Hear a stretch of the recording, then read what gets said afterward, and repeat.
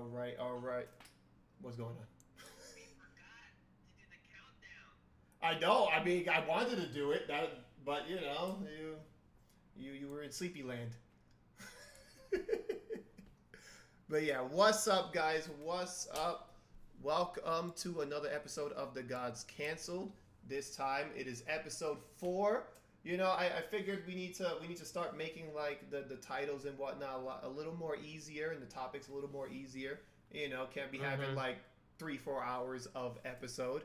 But so yeah, this time it is episode 4. The man, the myth, the legend, with perfect legend. Of course, everybody knows him. 3-time Evo champion. My man's the man. And of course, with me we have FChamp. FChamp, how you doing, man? Hey man, what's up, dude? I'm doing good. I actually just woke up because Chris woke me up. Um, I took a afternoon nap, slept around like 3:30, and I set my alarm at like 5:45. I'd be like, okay, I might as well sleep for like this for like a few hours, and then yeah, and then I overslept. Chris called me like after 15 minutes. It's like yeah, so Yeah, you see that's what sucks because I was looking at like my texts with you. I was like, oh man, I feel like he forgot because like I didn't really say all right, no, make sure today, because I was just like, are you available?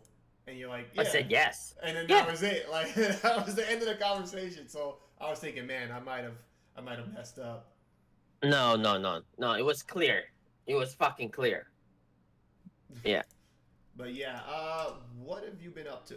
How's your week been? Oh, my week has been. I mean, we had a Christmas week, right? It's okay. A lot of family stuff.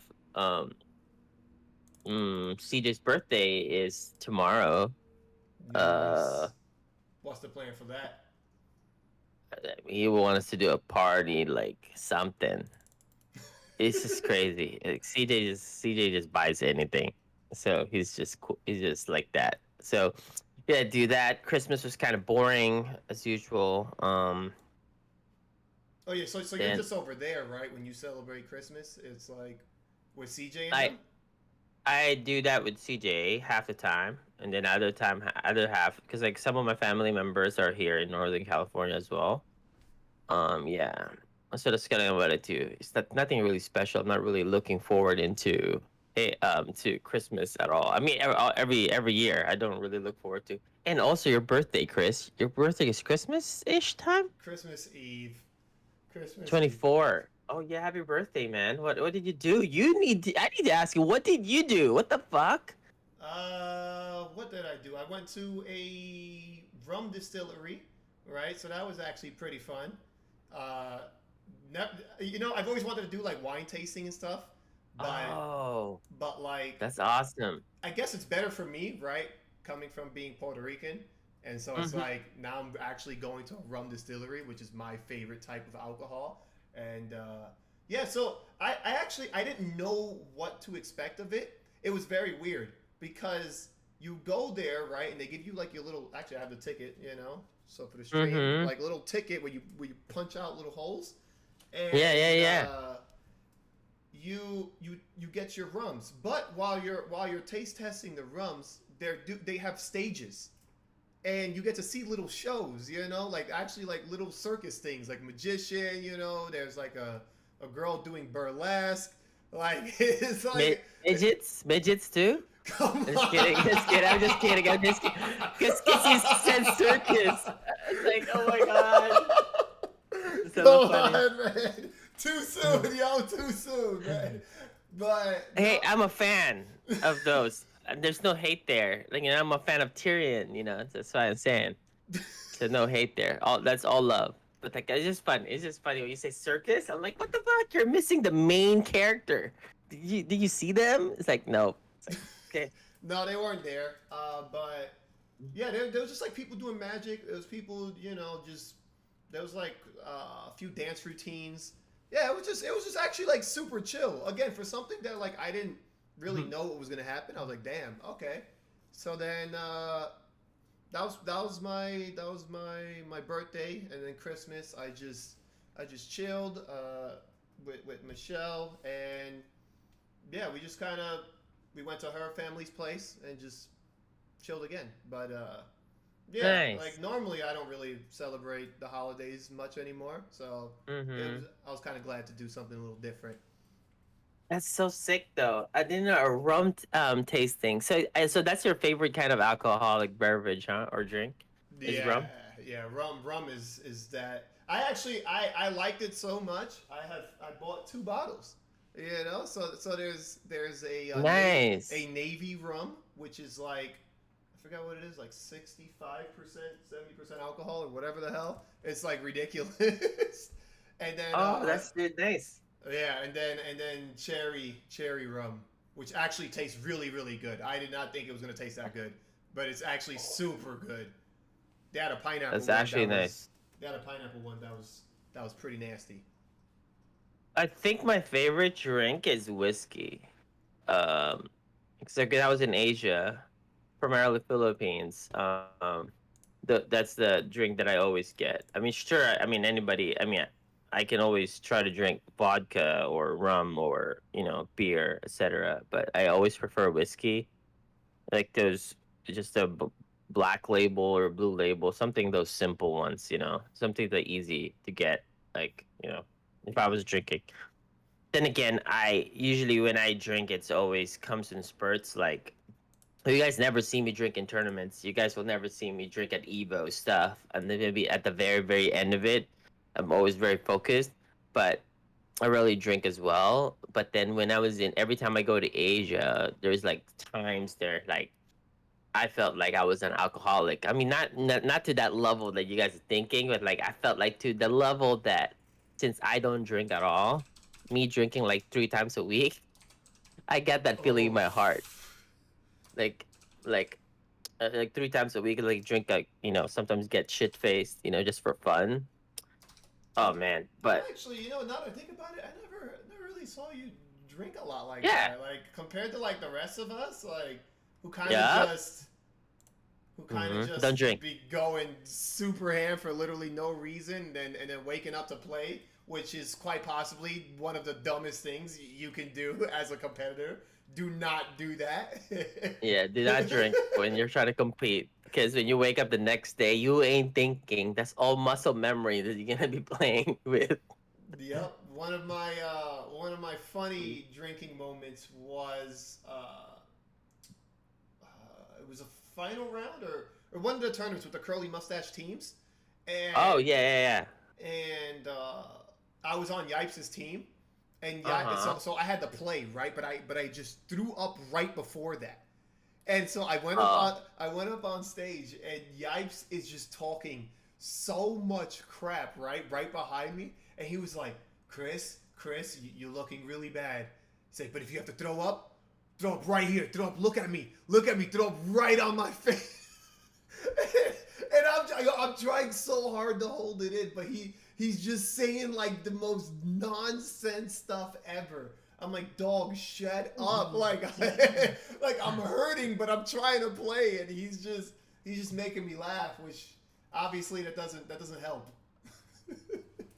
That's kind of weird. Yeah. It's it's just a weird feeling. I'm actually trying to think back when was the last time I drank in a tournament. I'm actually trying to like look back, Oh, even we way did back one. then. We did one. Me and you. Remember when the guy came through with the drink and spilled it on me in Canada when we did the exhibition with Lap Which Chi? We did a Marvel exhibition and we had to do a drinking thing, and No, then that's different. That's the lap chi thing. No, yeah. that's I mean not a tournament. That's an I after party. Of course, the after party you're drinking, dude. That was like my famous. Like I was dying. You remember that? I was dying. I played lap chi, drinking. that will always be like Yeah. one of the So classics. But yeah, no, yeah, it's just that that's not a like tournament. Yeah, that's after party. Of course, I'm gonna get shit faced there. that Like guy really spilled a drink on me. He was like, "Here, drink it." we ran it back too many times. So like, but it wasn't streamed. We also did it at Northwest Majors. We went to that suit that bar. Eduardo, me, you, I think, Justin. It was like a party, and then Lapchi run it back, and our money matches were kind of insane. It was like $800 to like $1,500 of Jesus. like um win or lose, you take one shot, right? A tequila. I was like, okay. It's like, and then I was like Street Fighter. It's like, all right. So he thought I was gonna play Dhalsim. I picked Balrog, right? So I destroyed him really fast. It's like, no, I'm gonna, because if I play Dhalsim, it's gonna be so long to kill Blanca, you know. So I picked Balrog and I beat him. So after I beat him, I was so help up. He's like, double or nothing. It's like, nope, I'm not trying to die today. I didn't do it. And then Eduardo's like, I'll play you. And then Lapchi said, boy, but you gotta catch up. I just had a match with Champ. It's like, okay, so Lapchi said, okay, you need to drink 8 drinks first before I can consider playing you. So Eduardo had to take 8 shots in a row right away, dude. So Eduardo did. So Eduardo played, right? He's gonna play now. After the 8 shots, they sit. Lapchi said, I want to do first to 7. Win or lose, you're taking a shot every end of the match. It's like, okay, so that's, that's kind of be insane. Eduardo, and then Lapchi said, one stipulation, you can't pick Balrog. Eduardo's like, sure, I'm picking Fei Long, right? Fucking Eduardo lost to Lapchi, bro. He lost all his reactions. I think he lost like what $1,000 that day to Lapchi. Oh, I could drink, and like the last, what is it? The last drinking tournament, I got second to K Bread, and like, what's really crazy about that? Like, obviously he's got like 60 pounds over me. So like K-Bread's a big guy, and I'm just like decent size, and like I'm sitting there in grand finals, and I'm just like, yo, like he's anti-airing me every time I jumped. He anti-aired, and I'm getting so salty. I'm like, dog, like I just had like 10 shots, and my man's is just he's like, yo, Chris, you all right, man? You all right? And I'm just sitting there like, yo, I'm so angry at you. Why are you so good? He's like, I'm not feeling anything. And then like he bodies me, just leaves. I think he goes to drink again, and I just sit there. And I wait for the place to close. And they're like, yo, Chris, you gotta leave. And I was like, just let me chill there for like 20 minutes. Yeah, it was pretty bad. I don't know how they do it, That's insane. but they're pros at that, Mm-hmm. But yeah, so Perfect Legend is in the chat. Perfect Legend, are you ready? Are you ready to come on? Let me call him real quick.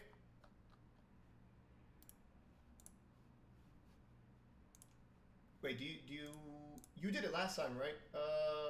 Champ? Remember how do we do it? So you just add a person, add friends. Yeah. Oh, right? Yeah, I think so. Let me see. Or you have to create a new set of like chat group. I don't know why this is like that. Like, why is it so stupid? No, last time you added there you go. You created one. Okay. And then I have to end the call, and then I will have to call you there. Okay. Yeah. So let me end the call real quick. But yeah, so we have 2 things going on right now. First thing is we are going to interview Perfect Legend, and then the second one is we are going to talk about a topic that I actually saw around on Twitter like yesterday or the day before, where somebody was talking about using top tiers, and they were like, well, there's no reason to use any other character. So I'm like, damn, like that is a really good topic, right? So the second topic, and of course Perfect Legend can tune in whenever he wants. It is using top tiers, and if there's any other reason to use any other character.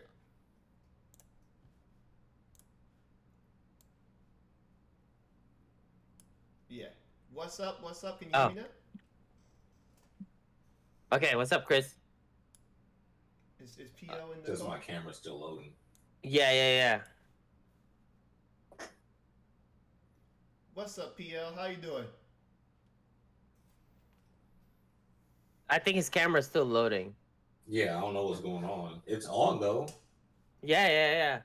I Wait, was just testing it. are you streaming or anything? No. Oh, well, I don't know then. Oh wait, I wonder if it might be because If you're using it any I other was like application. recording on my side, and it might be because one of the video. Okay, I think I know what it is. Hold on. Yeah, I'm definitely gonna make it more Maybe it's official one of those. with the screens. No, like, okay, I might sooner or delete later. every like source on my computer that is a video camera. I mean, on the OBS real quick. Oh, my bad. Yeah, yeah, yeah. Didn't think about that. You know, it's always something that you forget to think about. Mm-hmm. I get you.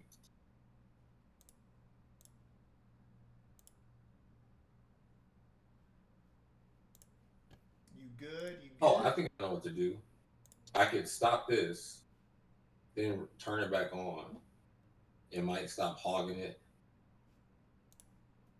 Yeah, yeah, yeah.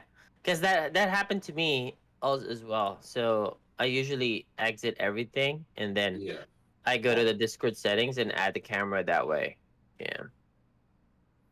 Damn, Discord technical difficulties. Oh, there it is. Yep. Here I am in the battle hub. Yo, Oh, that's man. good. Sitting in the back. Dude, I'm waiting. But yeah, Yeah. what's up, man? What's up? How you doing, Man, man? it's good to see y'all, man. It's good to hear from y'all.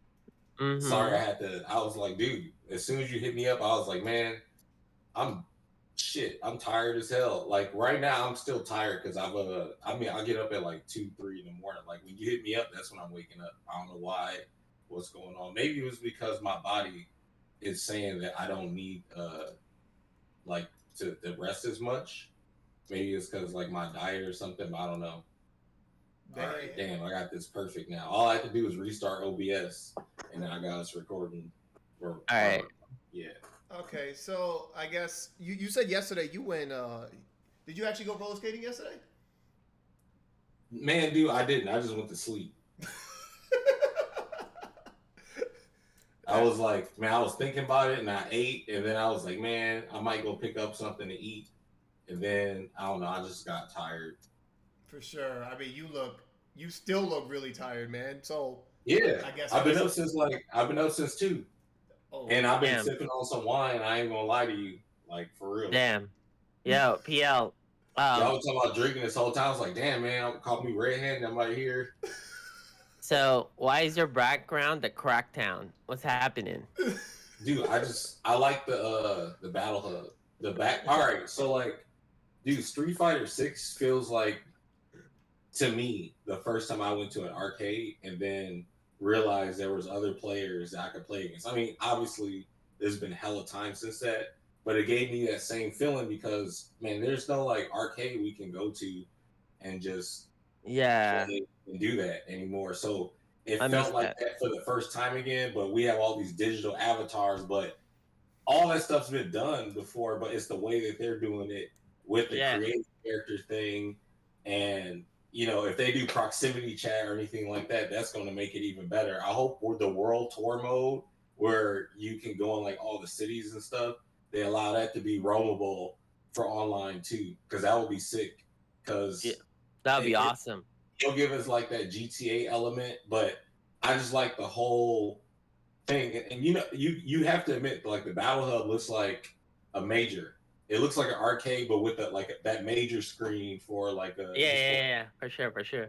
Yeah. So like, I just really like the background. I'm hoping they actually like utilize that screen better. Like, I mean, I think one of the most annoying things that people brought up was the whole this person has a win streak. This person lost their win streak, and that's all you heard like the whole time. But they're probably still developing it because we gotta probably have played like a really old version of the game. I would assume. Yeah, that's for sure. With how like we like even when we were like doing stuff for NRS, like when we would play versions of the game that they would have us play, they'll be very old versions based on what they would actually be working on too. They would just be giving us stuff to see how we mess around with it. Okay. Wait. So who'd you play in the I beta? used Ken, and I mean, I played with like Ken Ryu, Chun. I tried all the characters actually, but I just mainly played with Ken the whole time. But dude, like, all right, so I gotta say this before the beta, the first one, I was playing Dhalsim in Street Fighter Five because like I just decided, man, like 95% of the player base has a hard time with Dhalsim, and Dhalsim's always a top character like ever since he was introduced, right? And then I don't He's know, not I a just top character. Where did you hear these things? how, What are you no, talking like, about? he wasn't top of Super Turbo or Oh Alpha yes, 3. yeah. He was top of those. Yes, Yeah, that's it. but and everybody talks about he's top in five, but like I'm just saying Yeah, the that last based season. on how most of the players, right now, like most of the players have a Yeah. really hard time versus Sim historically because they're impatient and like he kind of just extends the range where you can play footsies and like control people. So I don't know. I just gained not like a new respect for the character, but just a new perspective, and I just been having a lot of fun. So like, I gotta give you props just for how good your sim has been for like years, because this shit is not easy to do. And because if someone gets on top of you, you gotta like just have like really good defense and decision making. You can't just be mashing something blindly and you get counter hit and it just die. You gotta know exactly the right time to teleport, the right time to like anti-air, when to press a button at a disadvantage, even when they're plus, when they're trying to like do like a shimmy on you, but you have to make their read. Like all that stuff is dope. Like make drills, all that stuff is super dope to me because you have to think so much. So I have so much respect for that. Like and just the way you play, both of y'all actually. Because I mean, Chris, I know you don't use sim, but like the whole zoning style and just controlling everybody. Because we got a lot of maniacs out here that just want to do whatever they want and don't want to ever play neutral. So yeah. That is the name of the game. There's with Dhalsim, there's this underlying fact, okay? Like okay, I know Dhalsim is in Street Fighter, okay, but he doesn't play Street Fighter, all right? I just don't want to he does not. He plays his own version of the game. Okay, so like when you play Dhalsim, you're not playing Street Fighter. Okay, you're playing a fighting game, and it's kind of like you have to play it so different because like whatever applies to a normal Street Fighter character does not apply to him. He would suck up close. Then he has air movement. He has some zoning. All the rules are kind of different. Okay, so it's like playing a new fighting game when you play Dhalsim. It's like so different. That's what I enjoy about it. He doesn't play Street Fighter. He's so weird. Okay, he definitely don't play Street Fighter at all. He doesn't. People swear he does. They be thinking they're like the biggest brain, and I'm like, all right, look. No, he doesn't. Yeah, especially, he doesn't play Street Fighter. Especially in 5. Like I can understand in 4 where you're still trying to keep people out, but it's that's like, Street Fighter.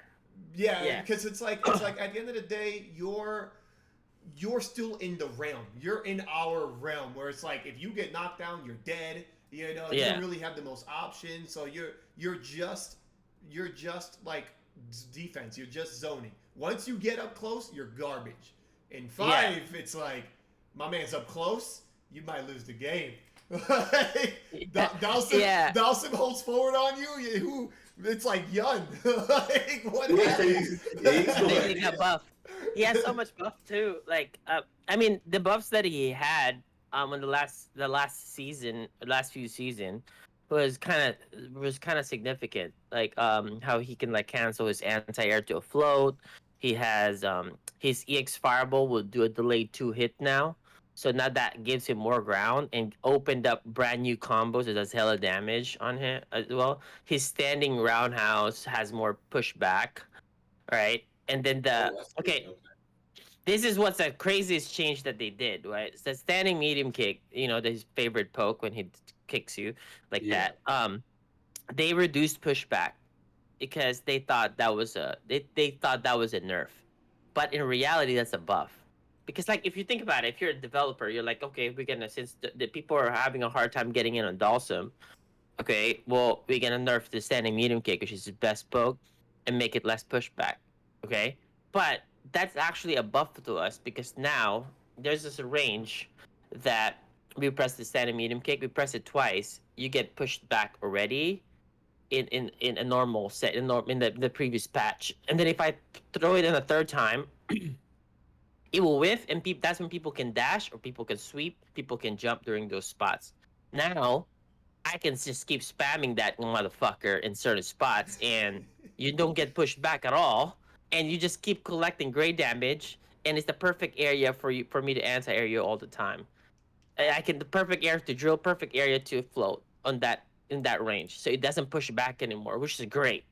So what happened was that their attempt to nerf him was a buff, and then the fireball that he did, because like if he had a straight fireball, he'll be the best character, right? I always said that Yeah. before, but now they Yeah, gave that's him why an EX fireball. Yeah, he has to spin a bar for that. Yeah. Yeah, but now the EX fireball is so good, and that's insane. I mean, though he did get other nerfs as well, but having the V shift kind of like changed the game.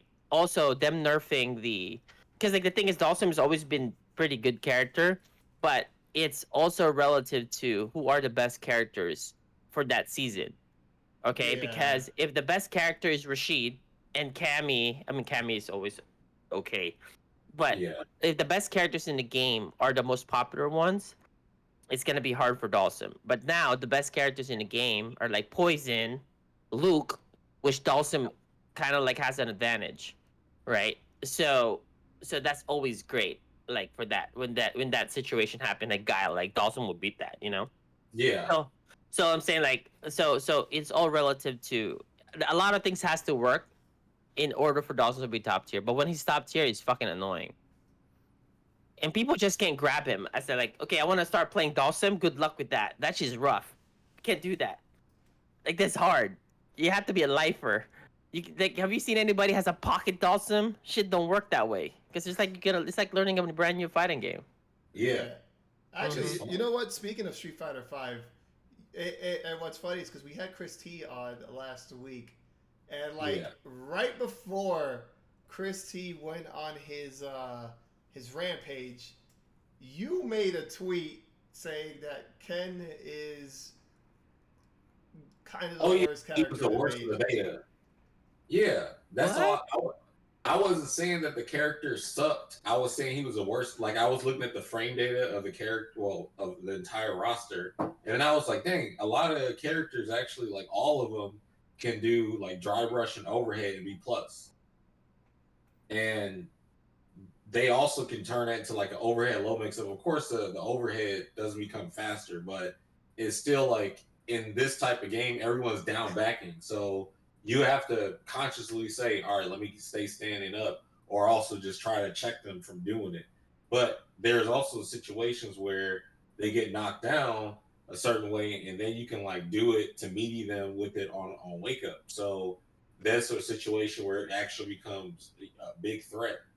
And then on top of that, just like drive rush pokes are really good in general. Like Ken can still play the game and win and beat everybody clearly, but I was just saying, like, a lot of stuff he does is unsafe. Like, if they're in the right range and, like, his regular pokes, like stand medium kick, stand heavy kick, I just went into the practice mode and looked at all the frame data. It was there. You could do everything as long as someone doesn't jump on the system and force you to play. But, yeah, that's all that was. I wasn't saying, like, the character sucks. Yeah, I'm losing with them. I definitely or saw whatever. them jump on you with that. And again, it's funny that Chris T won, but I do pretty much agree that he is definitely on the lower end of the beta tier. So I think honestly, like if the game turns like a little differently, like he'll just be like that super solid. He doesn't really need to change. Yeah, I think he'll just be solid. He's always been a solid character for the most part. So I mean, I feel like they might give him his command overheads though. When does he not have those? Like his fake overhead kick that he does with whole forward heavy kick, and like the forward heavy kick, which is like the really slow overhead, and he has the back medium kick, which is the kick that he does the overhead outside, inside of the run. So, like, when does he not have that stuff? So I think they're going to probably add that later. We don't know because this, what I'm saying, is just still an old version of the game. I think. I think if you look at the game in a traditional fighting game standpoint, like based on frame data and stuff, you would normally think that he's bad. I'm not saying I disagree with you guys because you guys played the game way more than me, and I have no experience playing the game at all, except for like a few times in training mode. But uh, back then, like Street Fighter Five when it first released, Kama Fin was the Capcom's battle director, and when Street Fighter Five first came out, the first season, um, everybody know Chun Li was the best. Okay, we all agree on that. Okay, and Kromafin said no, the best character in the game is Armika and Ken. But then when you look at their frame data, shit was rough. Like, there's no way. I said, no way, the fucking frame data sucks. But Armika and Ken was outperforming a lot of like characters, and Armika obviously not gonna do one Capcom Cup. And now looking back, how broken Mika was, it's like shit. That shit was insane. On Ken too, the damage was crazy. Not saying Chun Li wasn't the best, but then I felt like all three of them were kind of like the same level. Like plus added the fact that there was like a lag of the 8 frame lag in the game, so that made it harder to stop the offense. So like I think like we probably just haven't got the full extent. Obviously, we still haven't got the full extent of how the game is going to be played out once it's fleshed out for like a few first month. When everybody has it, because I think like having the low forward, like drive rush, or like the run, all that stuff. That's because like in this game, frame data doesn't mean much up close because there's no normal that's giving you enough frames to do a tick grab in SF6 at all. You can't do jab grab because you're -2, right? So what I'm saying is like, so it's not gonna be played like a normal Street Fighter. It's gonna be played in the mid range with punish and then conversion. And I think he thrives in those situations at least. That's why Guile I feel like is the best character because of that. Yeah, he's the best character. Yeah. Guile straight up just punching people. That's the best.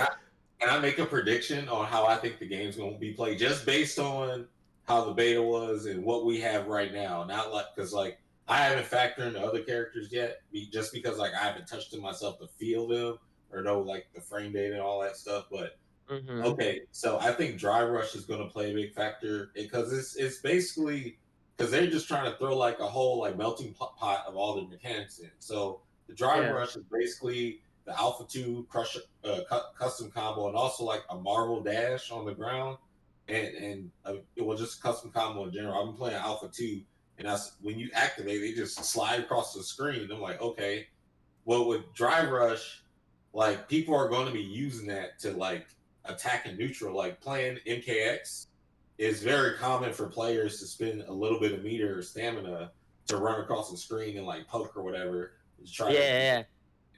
And then like also from playing like with Cabal or whatever and having run cancels, it's literally exact same thing. And it's same philosophy. Like you get hella plus frames, you get to go for like basically a tick grab because you get a move and plus frame poke into something else that they can't interrupt. But you can interrupt it, but you got to spend meter, either Dry Rush or something. And then Drive Impact is the equalizer to catch people like sleeping because you got to worry about all that and that too. That's true. To me, it's still the same thing as a focus attack. We had to think about it, and then the focus attack, we didn't have another counter focus attack that would slow the screen down and give you a full combo activate. You had to do it on the right frame and everything. We were scouting that out with like pokes and then buffering special reacting to it. So like with how it is now, there's mad ways to deal with it. Plus, like it's not as fast as the focus was. You got to actually do this ahead of time because it's 26 frame startup. Like it's actually more. It's actually more if you think about it, because if you stuck out a normal and then he does that drive impact, you know how like the game kind of like staggers a little bit because of the hit stop.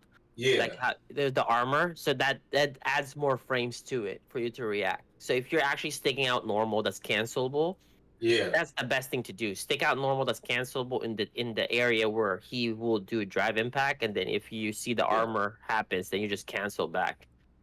So it's kind of weird. I do think that dashing forward is gonna be so good in this game. The fact that you have to think about the drive impact, you have to think about the other drive rush, all these other stuff.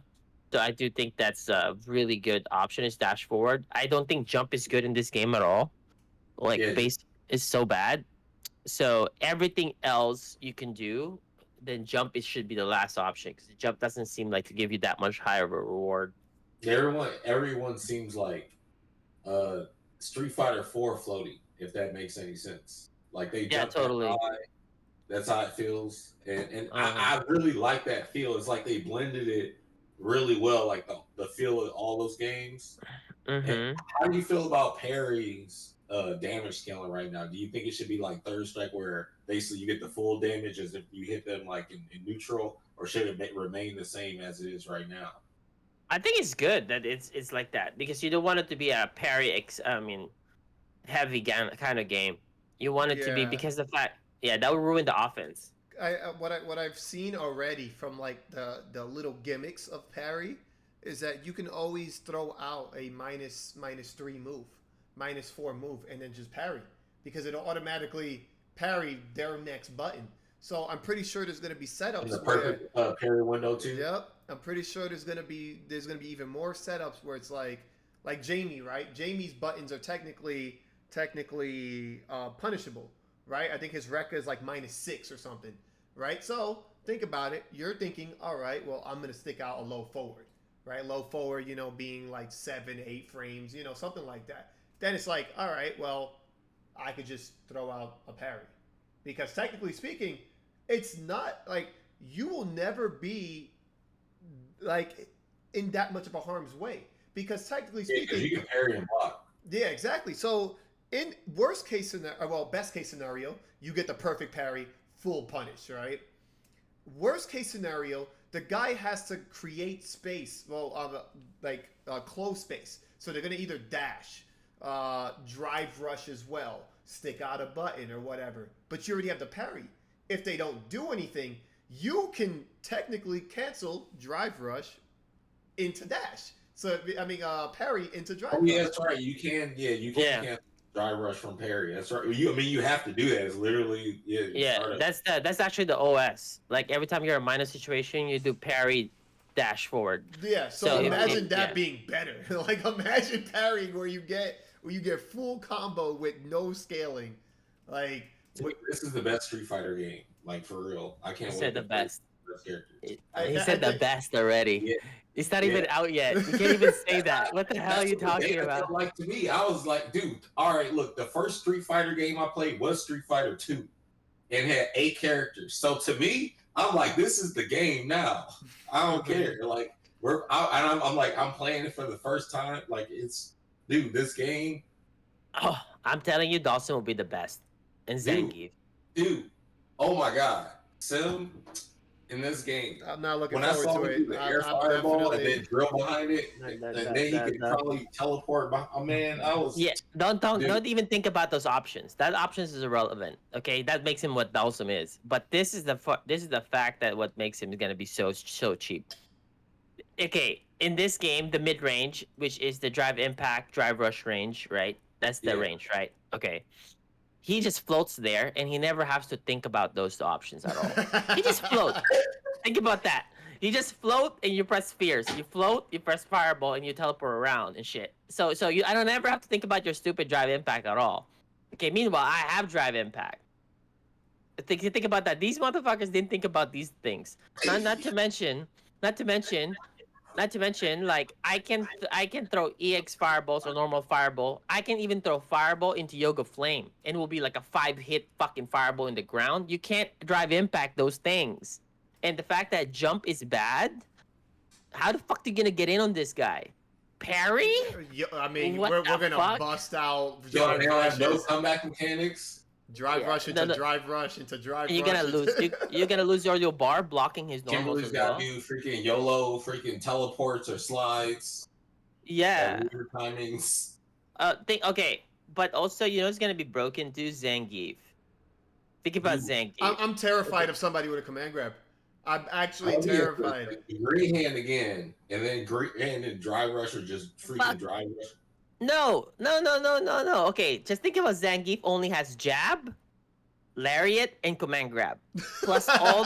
Okay, just think about those 3 moves. That's all. Let's say that's the only move he has. He's still gonna beat your ass because he has drive impact and drive rush now. So it's gonna be so scary that a running motherfucker will just run through with you so fast. It's gonna be so hard to stop Zangief, bro. I'm telling you. And then the fact that there's parries in this game, it all comes down to his like the frame data of his grab. What if his grab is like 5 frames? That's gonna be so insane. If it's a 5 frame command grab, I'm not saying like Street Fighter 4 like 2 frame command grabs, but like I'm saying like 5 frame command grabs in this game when like most things are minus, there's no 3 frame. That is so fast. How many frames is Jamie's command grab? It's like probably 8 to 10, Yeah, probably like that. around there. Yeah, that'd be But yeah, so insane. actually, you know what? So you mentioned Parry, but so you come from MK, and MK11 has flawless block, right? Yeah. Remember when flawless block was absolutely, well, according to Hold people, up. terrible. Hold up. I'm a newbie. Can you somebody explain to me what flawless block is? Because I didn't play MK11. But it's MK's version of Just Defend.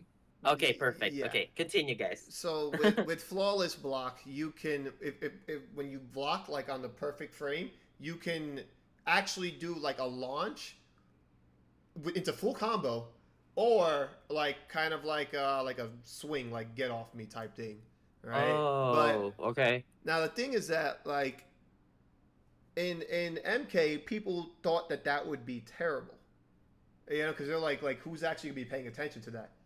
And like I actually streamed MK11 like a couple weeks ago, and like every time I did a string, it was like just flawless blocked and into launch, and I'm just sitting there like, this is dumb as hell. Like, so like I can just you have to do strings that are like, okay, you have to this what I've done. I've decided that when I do like a string or anything on someone's block, I just forfeit. You have to do the reversal up 3, which is the invincible like hit one, but it still like keeps you standing. Because if they do like the reversal up 2, then you can do strings that beat out the second hit. So like with Lao, if I do 1-2 and you do flaws block up 2, and basically you're just trying to challenge me with a launcher, I get to basically kill you because then I get to confirm into orbiting hat, and then you just die basically. But if you do reversal up 3, then I can flawless block your reversal poke back, and beat you out the same. And then, but that's what the game is. There's no like other way to beat it out other than like, okay, Lao can do down 4 on a lot of the cast, and it will make a lot of the flaws block reversals like most of them in the game with, and then he can get a punish. But I don't know, man. It's just a weird. I mean, I get it. Like they were just trying something different, but I think they should keep flaws block in their next game. But instead of having, okay, you get this guarantee hit from a launcher or whatever preset, just make it based on, okay, when you flaws blocked it, and based on the timing you flaws blocked it in, you get X amount of time to punish it based on whatever the move is. Like if it's hella plus, then now it's minus now. If it's minus, then now it's like hella minus. And just keep it that way and allow characters to manually punish instead of like that, because I don't know, with the regenerated meter and all that stuff, because in some characters their flaws block up 2 or up 3 sucks and it doesn't even freaking hit anybody. And then you got other characters who you're like, dang, they really made sure this character can do this move to beat you. So it's like, unless you're going to make sure, it's like you have a universal system, make sure universal system universally works well for everybody universally. Like just, it does it. I don't know. It was just actually, yeah. You know what? I feel like that was their big flaw. All right, because like when you think of Parry, like everybody could do, like parry into something, right? You Yeah. get your basic combo, like fierce, it's a DP or fierce into whatever. Yeah, it seems that I do think that parry will be better the same way the MK11 flawless block was better. I I just hope they tune it so that it makes sense, right? Like in What would MK, you want to happen? what happened? What would you want what would you want them to do to it? Actually, I don't, because the damage right now it is kind of low, but again, nobody used it right. So the same thing with like something like Flawless Block, where when it became optimal, like you realized what characters shined. Like oh damn it, Gearus, boom, up two Yeah. into hold that L, right? Yeah. And then, but I'm just hoping that like they make it make sense where it's like, all right, you know what, if Zangief gets a parry, he automatically gets SPD. If like stuff like that where it makes You know sense. what? You know what? It probably should stay that damage level because that's going to be ridiculous. So like when you say, dude, if Zangief were to get full damage SPD after a parry, Destruction. Destruction. Don't even think about like you lose it's the just game. bad. Bro, think about this. A normal grab in SF6, you get a throw loop, right? How much Yeah. more from a fucking SPD, bro? yeah, He might dude. even have time to text his girl and still dash to you. Okay? And Oh, still that mix rush. you up. He can Actually- always drive rush after the SPD, bro. Actually, it's Fuck. ridiculous too because Jamie, when he does his command grab, he gets crouching fierce into spin. That does 30%. Yeah. He does Okay. 30% off of his command grab. It's over. I'm telling you. Like, this might be the very first game that Zangief completely obliterates Dhalsim. Because all of that. Because Dhalsim is not gonna be a super zoner in Dude, this Bruce game. is going to be so happy to hear that. Yeah. Because like all these dashing thing, all these things, it's gonna be hard to fight Zangief. for I sure. want to see Akuma too. And look, I remember your Akuma. Like I remember we was at DreamHack and you was yeah. Yeah, So I Akuma know was you hella got good. it for Akuma Yeah, he too, was kind of like my side character I was playing, but Yeah. even though he was the best character during a season 2 during that time, I didn't really want to play him. But though I was playing him for the side because I was helping the people around me to learn the matchup better. Yeah. Like because he was a popular one. But then since I don't really love SF5 as much, I had to play character that I like to actually keep playing. For me to be passionate about, to practice and work hard. Yeah. But man, all these fighting game talk, I was like, man, I'm kind of itching to play a fighting game because I haven't played it so long. So I was like, So Speaking of fighting games, what else have you been playing? Because obviously we saw Me? you playing Street Fighter 6. Yeah. PL. Like PL? Oh. What have you yeah, been playing? so- I know you man. dabble in some DBFZ. I don't know if you're still playing it, but again, I Yeah. think the only thing I saw you play was Street Fighter 6. All right, so here's what happened. I played Street Fighter 6 after Evo came. I mean, like I played it at Evo or whatever, and it didn't really like click to me where I was like, "Oh my god, this is the greatest game ever." But then when I played the beta before that, I was playing like everything, like DNF Duel, Dragon Ball. Like I would just play everything because like how I feel right now about the current like roster, all of them have some weird irredeemable quality about them. Like one might have the functionality of rollback and a good game or something, but then players might not be like motivated to play or something, or there's no tournaments, or there might be like, okay, the game is not like when I look at KOF, I'm like, why did y'all nerf my characters? Like KOF, I mean like Terry, Robert, Andy, Vanessa. I was having so much fun playing those characters, and now like the meta is like Cronin and some other characters, and so I'm just like waiting for Kim to come out, and then like Samurai Showdown, I'm waiting for the rollback to come out, but I'm really waiting for Street Fighter 6 to come out, and then like with DNF Duel, I'm like, dang, y'all waited so long to fix the game, and I would like jump into it and play it, but then it's become basically the type of game that I don't want to play which is, all right, well, you have like the low HP, you can make a freaking full 100% comeback. And I'm like, that's just, to me, is just really corny. And because you already know there's going to be like really easy setups to set that stuff up.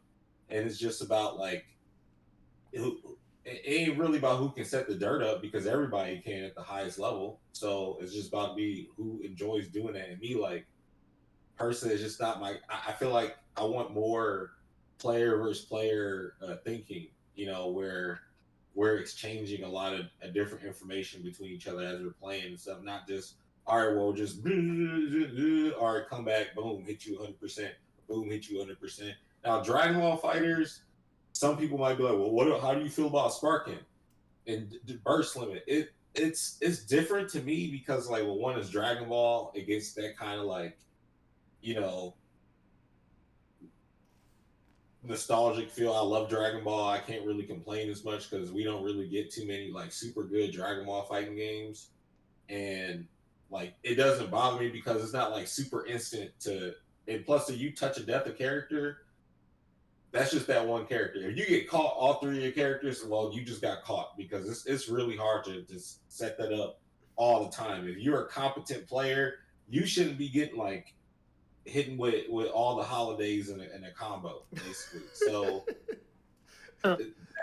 that's how I feel about that. Like I don't mind Dragon Ball's pacing and stuff. Everybody complains about the meta right now, the fusion characters.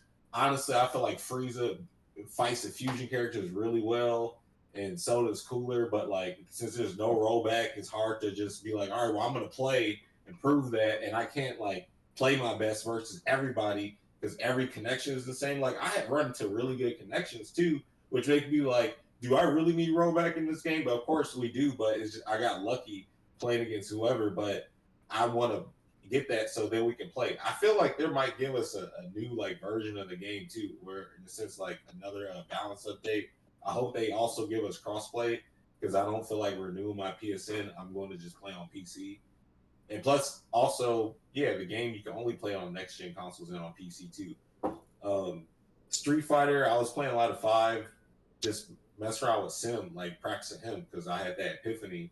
But then, like when I play 6, I'm like, dude, I don't want to play nothing else. This game feels so much better than everything I was playing. I was having so much fun, and it was crazy just to run into anybody that I knew, like so many different people I recognized, obviously because they put their names or whatever. But then just it was so easy to get games in with anybody. Like the rank match was really good. I mean, outside of the bugs where I would like get disconnected or sometimes have to restart, but it was other than that, it was like perfect to me. I love playing it, and it had that whole Fantasy Star Online, uh, like lobby feel and stuff. So I just really enjoyed the game. So I just sitting here just not doing anything. Like I was uh, also playing Tekken. I'm about to start playing that again because I think it's always good to play Tekken because, well, I mean, I feel like I'm high level at the game. I just don't compete because I'm like, I don't feel like learning the rest of the characters that I don't feel like fight against or whatever because it ain't because I'm being lazy. It's like, dude, if you play Tekken and you get on, no whatever's on console or PC, the game loads really slow in between the rematch. Like, it's probably good for streaming and stuff because you got the time where you can sit and talk to chat or whatever. But me, sometimes I want to get back in, boom, boom, boom, boom, boom, because you're able to get those muscle memory reps that much quicker. So even if I'm getting bodied, I want to just be able to see something as much as possible. So then, like, of course, like all those reps accumulate to you being able to do it correctly, like almost every time. The next couple times, you just have to be able to get it. So like, there are characters that, I mean, like I have a lot of Tekken Tag 1, 4, 5, 6 and Tag 2 experience. But like with 7, the newer characters, they're still newer to me. Like 7 was out for a while in arcades, and then it finally came out here. But when it came out here, it didn't have rollback, and then so I didn't play it as much. I would just get on and run like Devil Gin mirror matches with Jin Kid or play against whoever. But then rollback did come out, but I was like still like deep into Mortal Kombat. So I'm like, well, I'll just play MK because it feels like I can get matches faster. And yeah, there was so much going online for like Pro Tour and Aquaman stuff and Destroyer stuff and like console gaming league stuff, and then like the MK Pro Tour, and then like ECT was doing stuff online. So it was all this stuff going on, and then they had the like offline Pro Tour before pandemic and stuff happened. So it was just like, well, I'll just play this for right now. So it came out at the same time. I try to play both of them, but it's hard to try to get top level experience in all those games when people are on different schedules and stuff, and then like you have to rely on the online. But I think with Street Fighter 6, it's going to be totally different because, dude, I could play against one of my best friends, like my brother. We grew up together, like that. I guess say my first rival, we were able to play solid games from here to Japan. I'm in Ohio. Oh. So that opens up so much of the world. Oh, absolutely. That's for sure.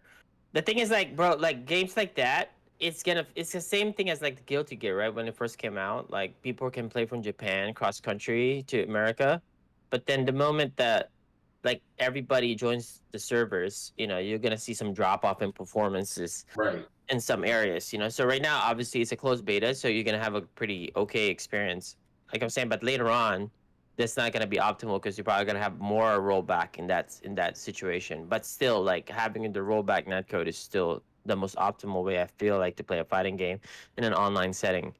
So yeah. Actually, you mentioned one thing. You said the games as they're coming out, there's always something like it feels like there's a irredeemable factor, right? Yeah. Like, and I feel like I know what you're talking about.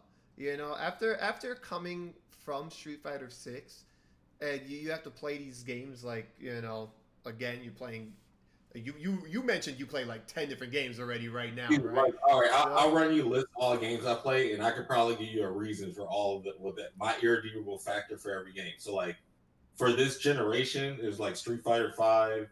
And oh, by the way, I'll just say this: Fight K is basically like the greatest thing for the fighting game community right now. I think that like everybody should have that and should be using it. Like that, having all the games, the retro games, people, those games can live forever. Like no one, you never have to worry about another patch or nothing. The netcode is perfect. But yeah, like of course, Street Fighter 5, Tekken 7, Guilty Gear, DNF Duel, Brawlhalla, Multiverses, Dragon Ball Fighters, of course, Mortal Kombat. I might be forgetting something because, like, the thing is, I can play all these games, a lot of games. It's just I'll forget like which game it is. I can go back and play like whatever generation stuff. Because, like, honestly, I always try to be ready because I have this. I don't know. I want to call it a fantasy. It's kind of weird, but I want to have like a thing where all the champions got together and we just ran a gauntlet of all the like best competitive games of like period. Because like, all right, as a that's not gonna happen. That's not gonna happen, bruh. That's a fantasy in your brain. I mean, I'll say I've definitely thought about that, right? And especially when it comes to like me and Justin. I've always thought about running a gauntlet with Justin. But it'll just be... Dude, y'all be entering like every damn thing, right? And I'm just like, dude, because I didn't play all the alphas and stuff competitively or anything, but I, of course, like played the other ones, so I could go back and play them and execute or whatever as long as I know the rules. But it would just be so dope. Like when Choi and Justin played in that gauntlet, that was dope as hell. You know what I'm saying? That was dope. It don't have to be like a super long set, but they did like a 1st to 7. But each game led up to that where it's like, all right, we'll do 1st to 2. I actually experienced that when Justin was living here in NorCal with me for like a few months.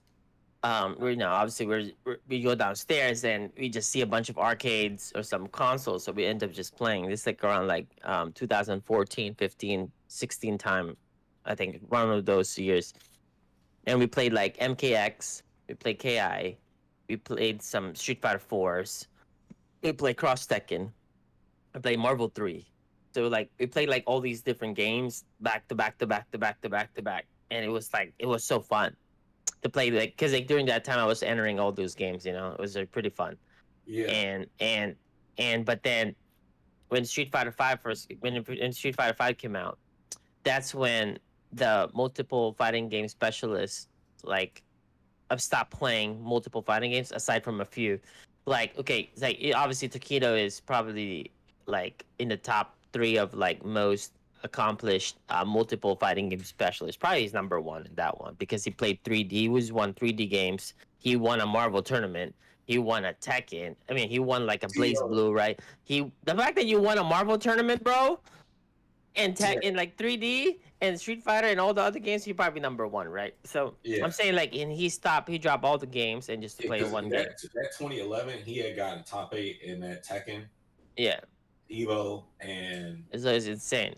It's fucking insane. Yeah, and then you got ChrisG and Justin, who's like super insane, like a true fighting game specialist, like could play any fighting game and stuff like that. But like I'm saying, like that trend kind of stopped because also I think one of the reason why most of the multiple fighting game specialists stopped playing multiple fighting games and just decided to main one or two games is because also the events have been running poorly, so it's quite difficult to play multiple fighting games. Right. So me, I would say I could enter like 3 or 4. I end up just picking 2 games now. Like during that time I was competing, it's because it's quite hard to play in these tournaments when there's like you're entered in multiple fighting games, right? You're gonna get disqualified. There's gonna be weight drop off, all these stuff. So it's quite difficult. So that's why. And then that only ChrisG I think is doing that now because Justin stopped competing like full time, right? He's just goes to tournaments and stuff, and but he rarely goes to tournaments compared to before. Only ChrisG is doing that now, which is I feel like it's kind of insane. Yeah, especially in this age, it's definitely oof. Like we could think about playing all these games, but now even you see it now, PL, that like as time is going on, people really are only playing one game. Because like if you think about it, I've noticed you went from DOA. I don't know what games you were playing beforehand, right? Yeah, I came into the scene just playing DOA because I didn't know there was a fighting game community, and then the games that came out got online. It was a Deception, MK Deception got online, and then DOA got online. And then that's how I found out about DOA Central, and I found about IGN, and then Evo's coverage of DOA.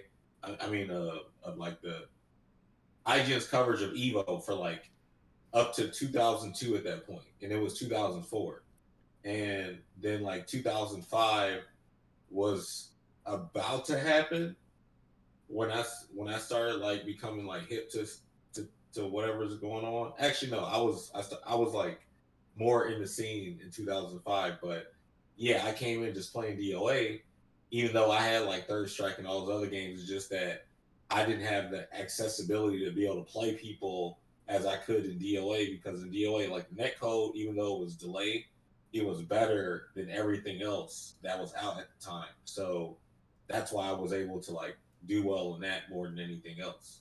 But I still took time to travel around and compete because we would host tournaments and stuff. Like I was around basically for the start of offline DOA competition because they had it before me, but then it started to evolve because then we had like World Cyber Games, and then they put it in Evo, and that's when I showed up and won it for the first time.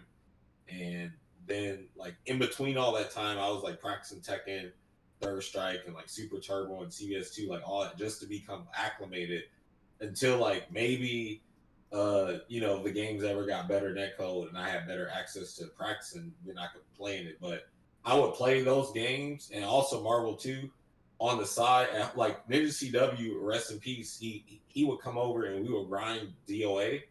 Well, with the purpose of grinding DOA, and we would just sit and play Marvel 2 and Tekken 5 all like for 8 hours straight.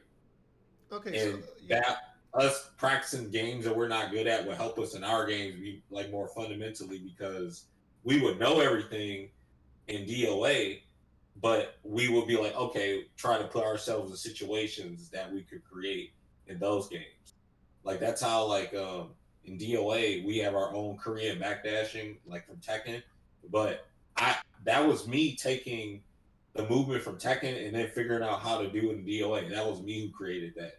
So like I also pioneered and innovated a lot of the strategies in the game too that are still used today. And I own the DOA competitive group on Facebook too, which Oh is snap! That's actually pretty cool.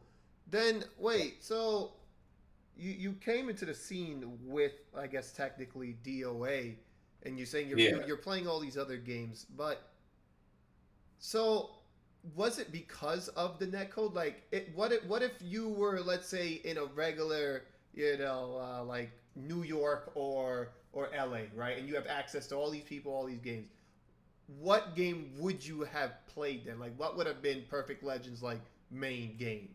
I would want to pick the most competitive game because I want the strongest player base basically. Like I don't want to like be around and seem like I'm just trying to like beat weaker competition or anything like that. I want to play in the highest player pool. So like, but for me, I would do it based on like what I can access. Because like if I can't even like access practicing that, because if I wanted to practice Marvel 2, I would have to like get a ticket, go to New York, go to Chinatown, hope Justin's in there. If I like don't know him, like you know what I'm saying, that's just how it would work. And all those guys, they would have like crack sessions where they would just play all the time, and then I would have to do all that. But I mean, at the time, I was like, what, 16, 17? So I'm like, well, I'm going to play DOA 2 at home, but I was like really practicing DOA 3 because it was, honestly, to me, that's still, to me, the best fighting game I've ever played. That's still my number one fighting game. DOA 3.1. Oh. Damn, Also, I respect that. I respect that.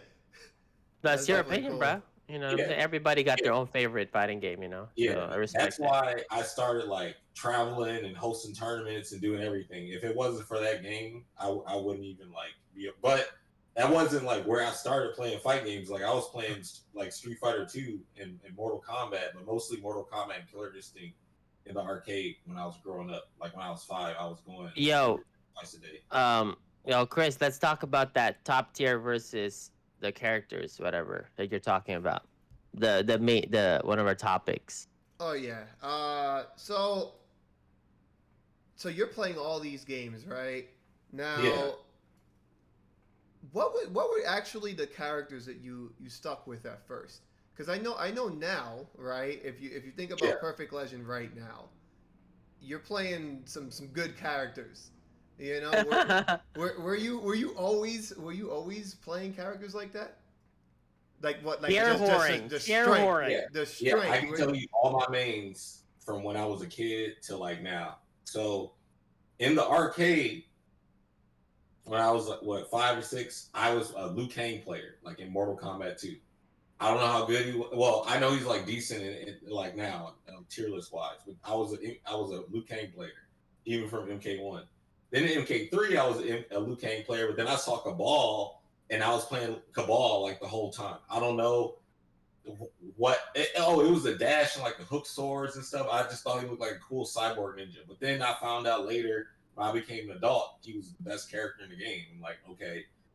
And then in MK4, I played Fujin. In Killer Instinct, I was a Cinder and Glacius player. I found out Cinder was actually number 1 in the Killer Instinct 1. In Killer Instinct 2, I played Jago. In Tekken, I started off as a Law player because I always like pick the Bruce Lee main clone or whoever character. So definitely was playing Law, and I would pick Eddie too when Tekken 3 finally came out. In Soul Calibur, I was playing Maxi, Mitsurugi, Killick, Siegfried, Raphael. I'm trying to think. Oh, and DOA, dude, I would just play with the whole roster, but mostly like Kasumi and like Jan Lee and Ian and Ayane and Hayabusa. I didn't start picking like I guess Genfu until after like later because I like the Kung Fu Master, but I definitely learned he was top tier and was playing him from there. And then also with Hayate and DOA 3. And then like in Street Fighter later years, because at first, everybody kind of played with Ken. I was a Ken player in Street Fighter 2. But then like I guess for all the years going up, I would just pick like Akuma and try to like do all that stuff. I couldn't do the Rage Demon for anything when I was a kid. But I could do it now like for nothing. But I was just trying to play those characters. But then dude, when things started getting more serious and I started going around picking characters, like I'm trying to think, in Third Strike, I would just pick like Chun, Young Ken. I would try to like pick them just to get the feeling for okay, well, I can't play anybody. No, my man, you've been playing all the top tier shit, bruh. By accident, bruh. No, it's not by accident. No. Like, look, there's no lack of respect here, okay? Like, I know for a fact you're a real OG. I'm talking about like, bro, bruh. Look, when you play SF5, you play Akuma, then you pick Urien, bruh. Then you pick fucking Yun. I did not pick Urien. You told me, motherfucker. What the fuck you mean? How would I know about these things? Yeah, okay, so now you're picking Dhalsim. On the last season when he just happened to be top tier, and now you're just telling me it was all by accident? Oh my god, dude, this cannot be all luck. Okay, and like, no, it's not luck to pick Sim. It's not luck. I picked him because I was like, man, you know what? I'm watching Arturo having so much fun. Stop. Well, all right, hold on. What if he was Mr. Crimson? He had 5 years. 7 years of Street Fighter 5, and then you just happened to pick in the last season at the last time when he's top tier. You know what? I'm inspired by playing Dhalsim now. Hold on. No, this question will change everything. Would you have played him if he was whack? Probably not. I don't know. So, like, how whack is whack? Like, what's whack? Because okay. So the discussion, right? So the topic is there's top tier characters, right? Then there's the rest of the cast. I think is there any reason to play any other character when top tiers exist? Now, coming from you, right, who went from picking whatever character he wanted to I'm gonna play whatever's like good. Like obviously you're smarter than the rest of us. But in your own perspective, was there any point in playing any other characters? Like, so you went to the top tier characters, right? It works or it doesn't. But like, is there any point? Is there any point to it? Like, you want to win, right? So I mean, you're gonna pick Dhalsim. Like, what if Dhalsim sucks in Street Fighter 6? I'm picking somebody else. Akuma's there. Wow. See. Okay, let's just wait for Dhalsim to be top tier, and then you might accidentally play him. You might accidentally be a Dhalsim main if he accidentally becomes top tier. Pancakes and you accidentally put more syrup on there. It's like it'll be like that. I'll accidentally pick him. Like, dang, the cursor just went over there. I mean, like with this topic, top tier versus other characters, right? Like, okay, so. This is the truth. I don't love fighting game as much. Like, fighting games in general, I don't love it as much. I do love some fighting games. So, but like when it comes to the Street Fighter franchise, I don't love the game as much for me to play all the other characters. I do play a few characters, but so in order for me to keep playing the game and be a hard worker that I am, I need to actually love the character that I'm playing. Okay, that's just how I function, at least. So I play Dhalsim because I do love the character style. I love the way he plays, and I like the character in general. So that's why I play Dhalsim, in Street Fighter. So because I don't love the game as much. But then when I play like Marvel games, like Marvel 2, Marvel 3, etc., Marvel Infinite, like all these Marvel games, I pick the best characters. Sure, I do love the Dormammu because he's not top tier, but like he's hella cool, and I love the aspect of him. And I've one of them, but in reality, like, I love Marvel games in general so much that I can play any character that I choose to. So I end up playing Magneto, I play Doctor Doom, I play Phoenix, right? And then I play, like, obviously Sentinel was top tier, I pick Sentinel too. So like also I played Morrigan. Like so I'm saying like because I love the game enough that it doesn't matter what character I play, I would work just as hard as if I love the character or not, just because. So like so it all comes down to how much I love that fighting game in order for me to play multiple characters. So like with like KI for instance, I don't really love KI, but I love it enough in a way that I can play like Glacius. So because he kind of like a Dhalsim like kind of like character. I Yeah, love that archetype. same function. Yeah, so in the same time, like when I play that situations like that, naturally I gravitated towards the character archetype that I like. Okay. But then after playing it for enough times, then I realized, okay, I think this game's boring enough. I don't think I can play this game for fucking 14 hours straight. So I need to play characters that I like, so I can kind of like expand my identity within the game.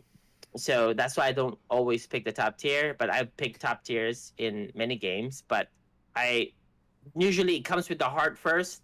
Like which one do I love to do? Love to play, and then after that, then I make some assessment. But yeah, I don't always just go top tier. I pick characters that I feel that would excel, and I love the archetype, and then I move from there. This is kind of like how I make decisions in fighting games.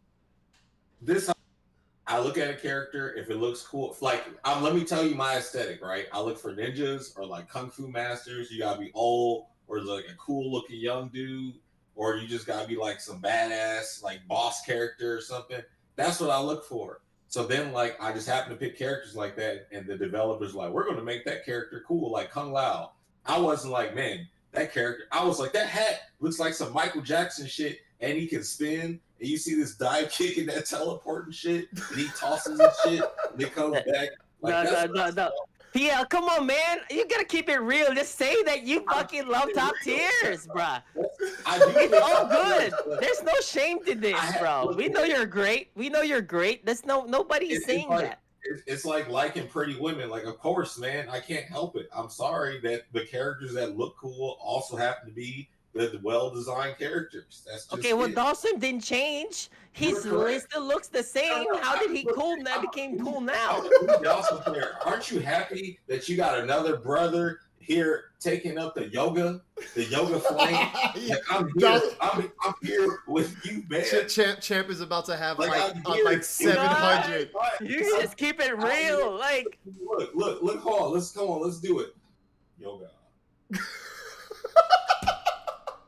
That is the most fraudulent yoga brother ever. Like, it's just not gonna work, okay? Like, you think Dhalsim, you gotta be a lifer. When he sucks, when he's decent, when he's top tier, you think a Dhalsim guy. I'll be there with you when he sucks.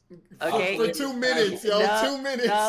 No, you ain't no yoga brother, okay? Okay. You're a brother.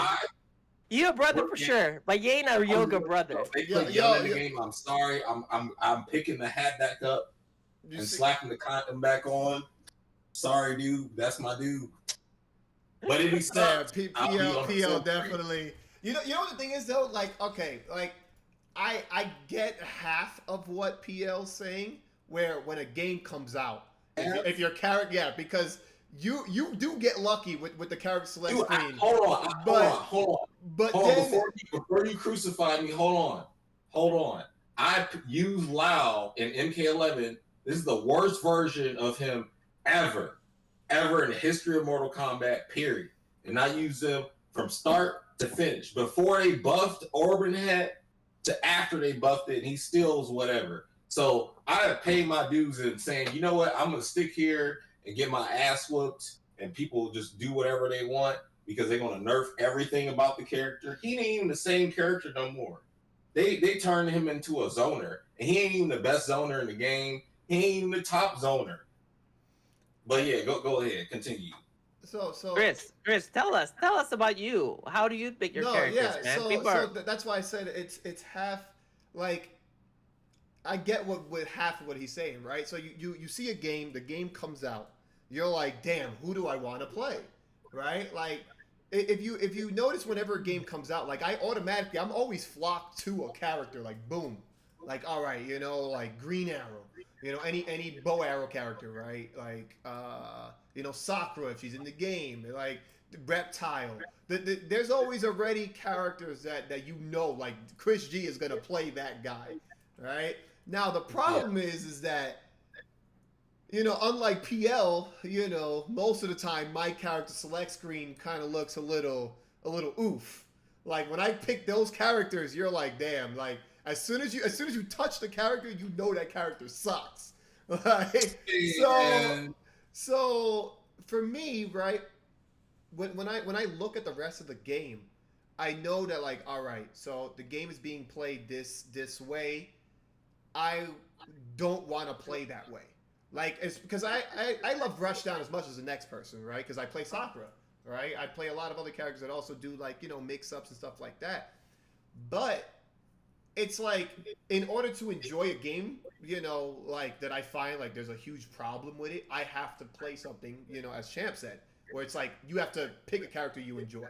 You can't just be like I'm gonna pick top tier. No, you're gonna look like an idiot, right? So it's like I tell people that all the time. They be like, "What do you advise?" I'm like, "Pick something you like. If you don't like playing it or using it, you're not going to enjoy the game at all." Yep.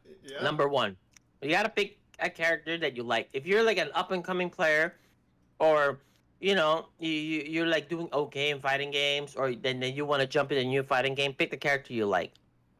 Pick the character you like. That's number one. Because if you like the character, and that's your favorite character for that particular time, you will, instead of you playing for like 4 hours, you might play for 6 hours. And then you might watch more videos about that character. You might laugh a little bit more, and that gives you that edge in a way, long term. So pick the character you like. First, also, in addition to that, like like if you've been playing fighting games for a while and stuff, and and you're all like acclimated, indoctrinated in the FGC, then like when you get on a new game, I pick like out of the characters that you like the strongest, just so you have like a backup, just in case the character that you like the most is whack. Do that too. Let me just answer this question, like in the chat, right? They say like, you think pros can force themselves to pick something just to win? Okay, this is one thing that people don't talk about, but it's quite obvious. I feel there's a disadvantage of playing top tiers too. Okay, just a simple fact that if you're playing a top tier, the top tier is obviously popular in the community for that meta, whatever game it is. Okay, let me give you an example. Let's say you play Marvel 3. Okay, Dr. Doom and Virgil are quite popular. Okay, so they're top tier, obviously. But since the fact that they're so popular in top tier, every fucking person in the planet knows the matchup. Yep. So, and then the level of entry to play those characters is gonna be so high because all the best players are playing those characters. So now, if you're an up and comer and you want to play and copy the top player playing that top tier character, you're gonna feel like these characters are not that good. It's because every single person in the planet knows how to fight against that shit so well. Because the best player, like except for ChrisG, plays fucking Dr. Doom and Virgil in such a high level. Then you play somebody from a different area, plays that, and then plays me, for instance. I'm gonna wreck that shit. Like, what the fuck? I feel like I'm gonna make him feel that he's playing a low tier. So, but compared to like if you're playing a mid tier character, the meta or the strategy to fight that character is not that fleshed out. Then you might have some little edges, little spots, nuances that you can somehow have an advantage because there's a huge lack of knowledge in that particular area. So that's also the benefit of playing a lower, a non-top tier character or not as popular. Same problem as Ryu. Like look at Ryu. Like sorry Chris. Ryu in Street Fighter 4, for instance. Ryu was so popular, but Daigo's Ryu was so good. Vaie's Ryu was so good. Troy's Ryu was so good. So not every single person that play Ryu, they're kind of irrelevant. Does that make sense? Like it's kind of irrelevant, even though Ryu was top tier. It's because everybody knows how to fight Ryu so well, it's such a high level already, because of all these amazing players, right? All the videos are out there about Ryu, so it's the same thing. So yeah. Yeah, for like. So I play whatever characters I play, in Marvel especially, right? So I play Morgan. Yeah. Like when you see something like when other players want to do the exact same thing, You have to understand. You're like, all right, well, what, like, especially if you don't care. That's the big problem. The problem is that, like, a lot of people who are picking these characters, they don't care.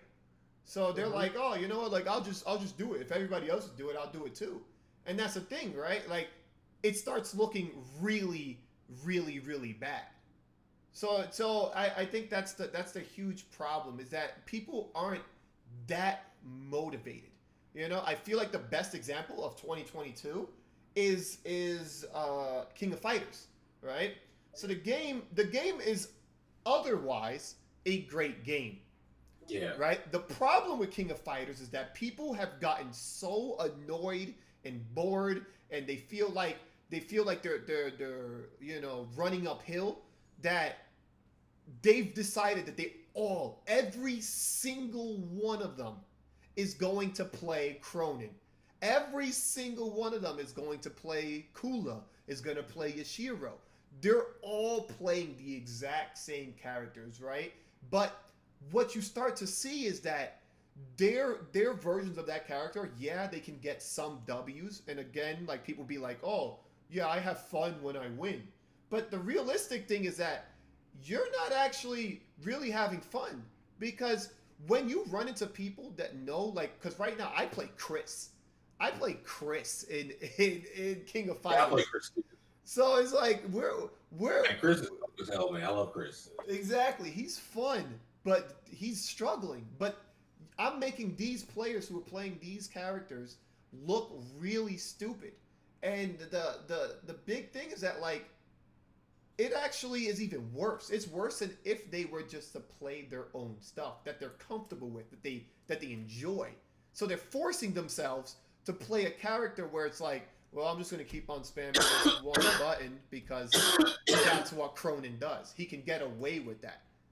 But now it just shows that you're lazy. You're not developing your own person. You know, not everybody could be Kazunoko. Not everybody. If you gave me Seth and you said, all right, Chris, you got 6 months to perfect Seth in Street Fighter 4. You got 6 months to look like Punko. I'm going to look like the dumbest person on the planet.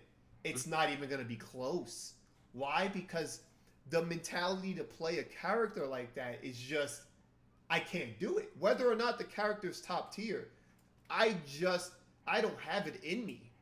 So it's like, when people say, oh, should I automatically go to top tier? I say, no. Like, you start with what you want.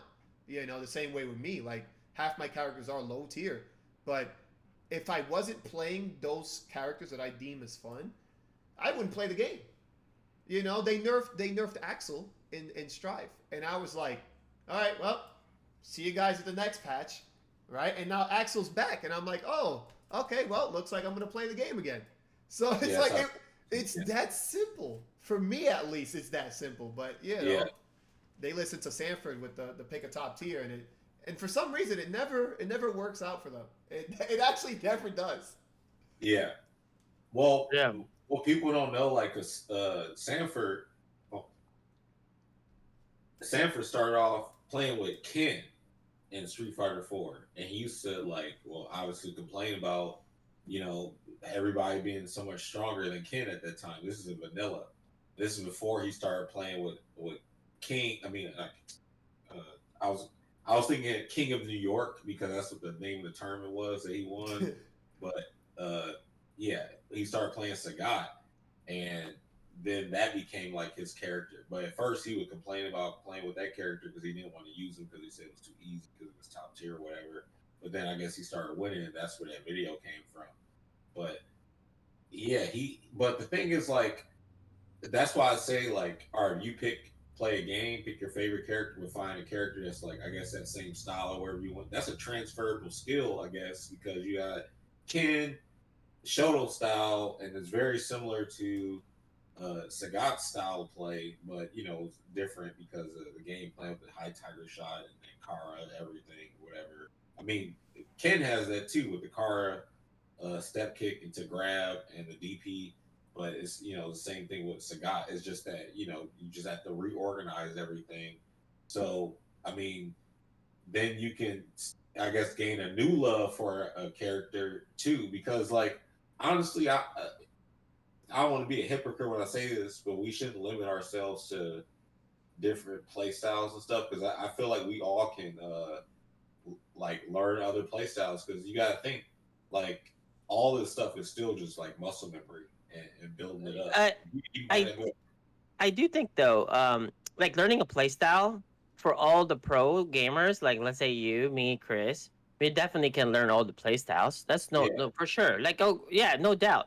But learning them and becoming as actual specialist of that play style is a totally different fucking world. Yeah. Like we will know, okay, well, like we watch Takedo or Daigo throw their fireballs, all these other things. You're like, oh yeah, I can throw that shit. I can understand the gist of it. Okay, sure. And then we can, if we fight like a mid-tier player or an up-and-comer or a top 50 player, sure, we can beat them. But we ain't gonna beat any top 10 guy like trying to do their style, because that's what makes him special. Yeah, like you're not gonna beat them with you. Yeah. I had to play Goichi at like for the first year of Dragon Ball Fighters.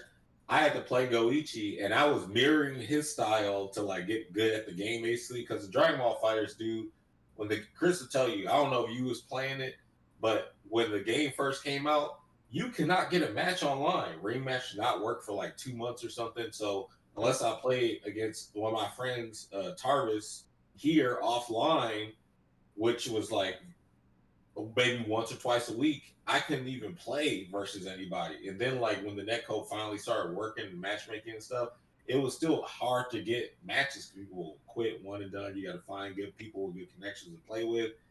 And so I'm like, all right, well, let me just freaking watch and see what Goichi's doing and copy it, whatever. But then I have to play him at Evo when like I'm out of pools and stuff. Like, so I lost to him at the tournament trying to fight him with the style that I'm playing. I didn't like pick Frieza or nothing or anything on him, but I was just playing like the Cell, Bardock, Vegeta. And yeah, I'm not going to beat him with his own style. Yep. Like I played him and Finrich in my hotel room in sets too before we had to play in tournament. And yeah, dude, I mean, I did better versus Finrich than I did versus Goichi, but it was still like nothing. I'm still not winning. There's no way. Yeah, there's no way. Like, because like every single top player that has done anything in in the big stage, right? They have an identity and they're unique. I swear. Yeah. Like, you know what I'm saying? Like you're unique. Like Justin, fucking Chris, obviously, fucking Takedo, Daigo. Like, see, like when you watch Daigo's Ryu, you already know that's Daigo playing Ryu. Like you don't even have to see the name. Yeah.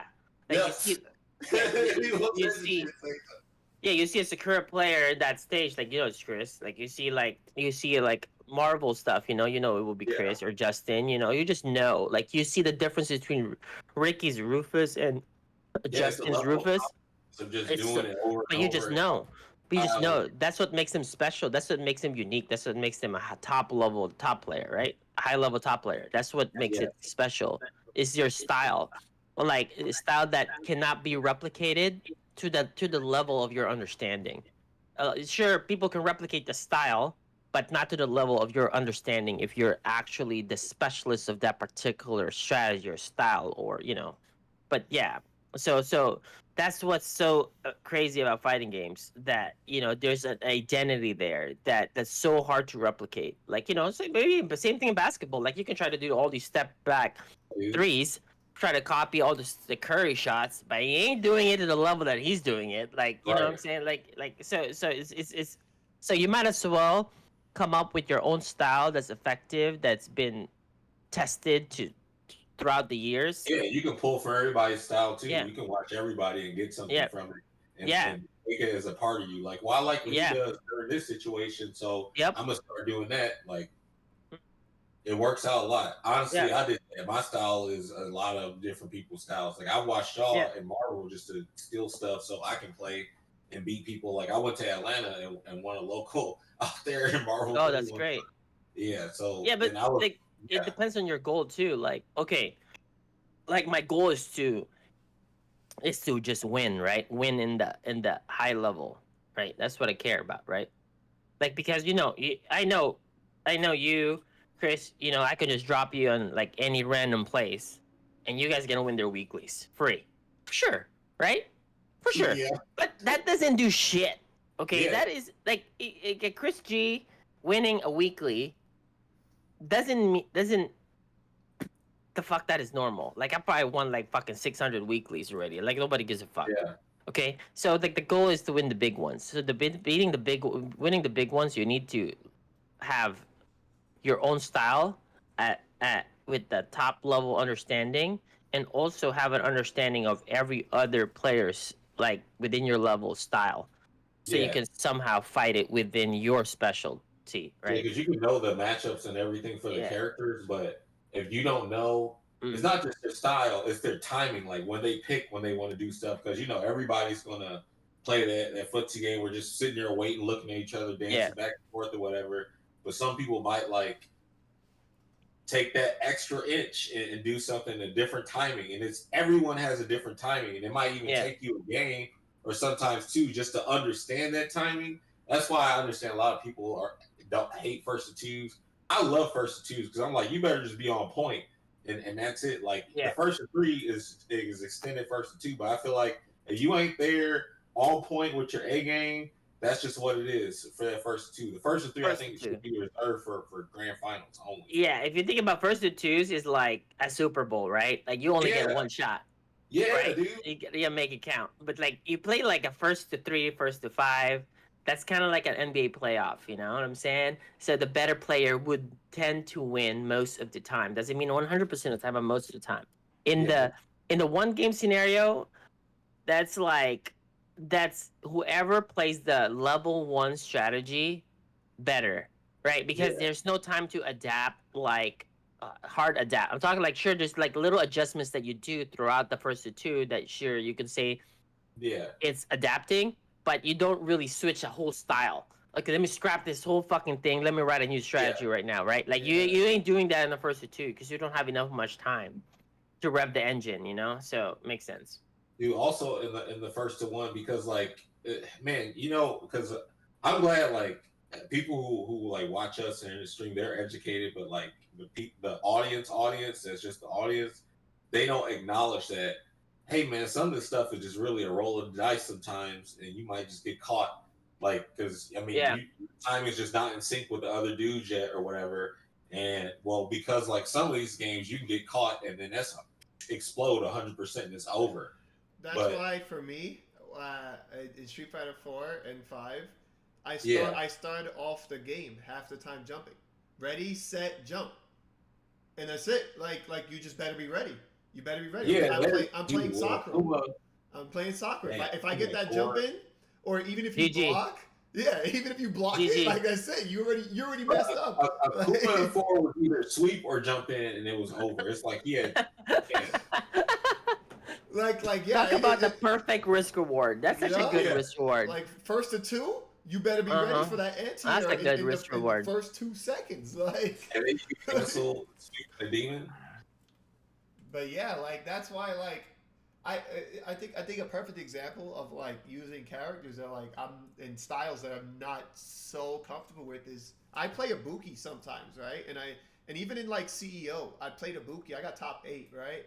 But it looks so rough because I'm trying to play footsies with Ibuki, right? Like so I'm literally I just have the threat of the kunai, and I feel like that's what got me there.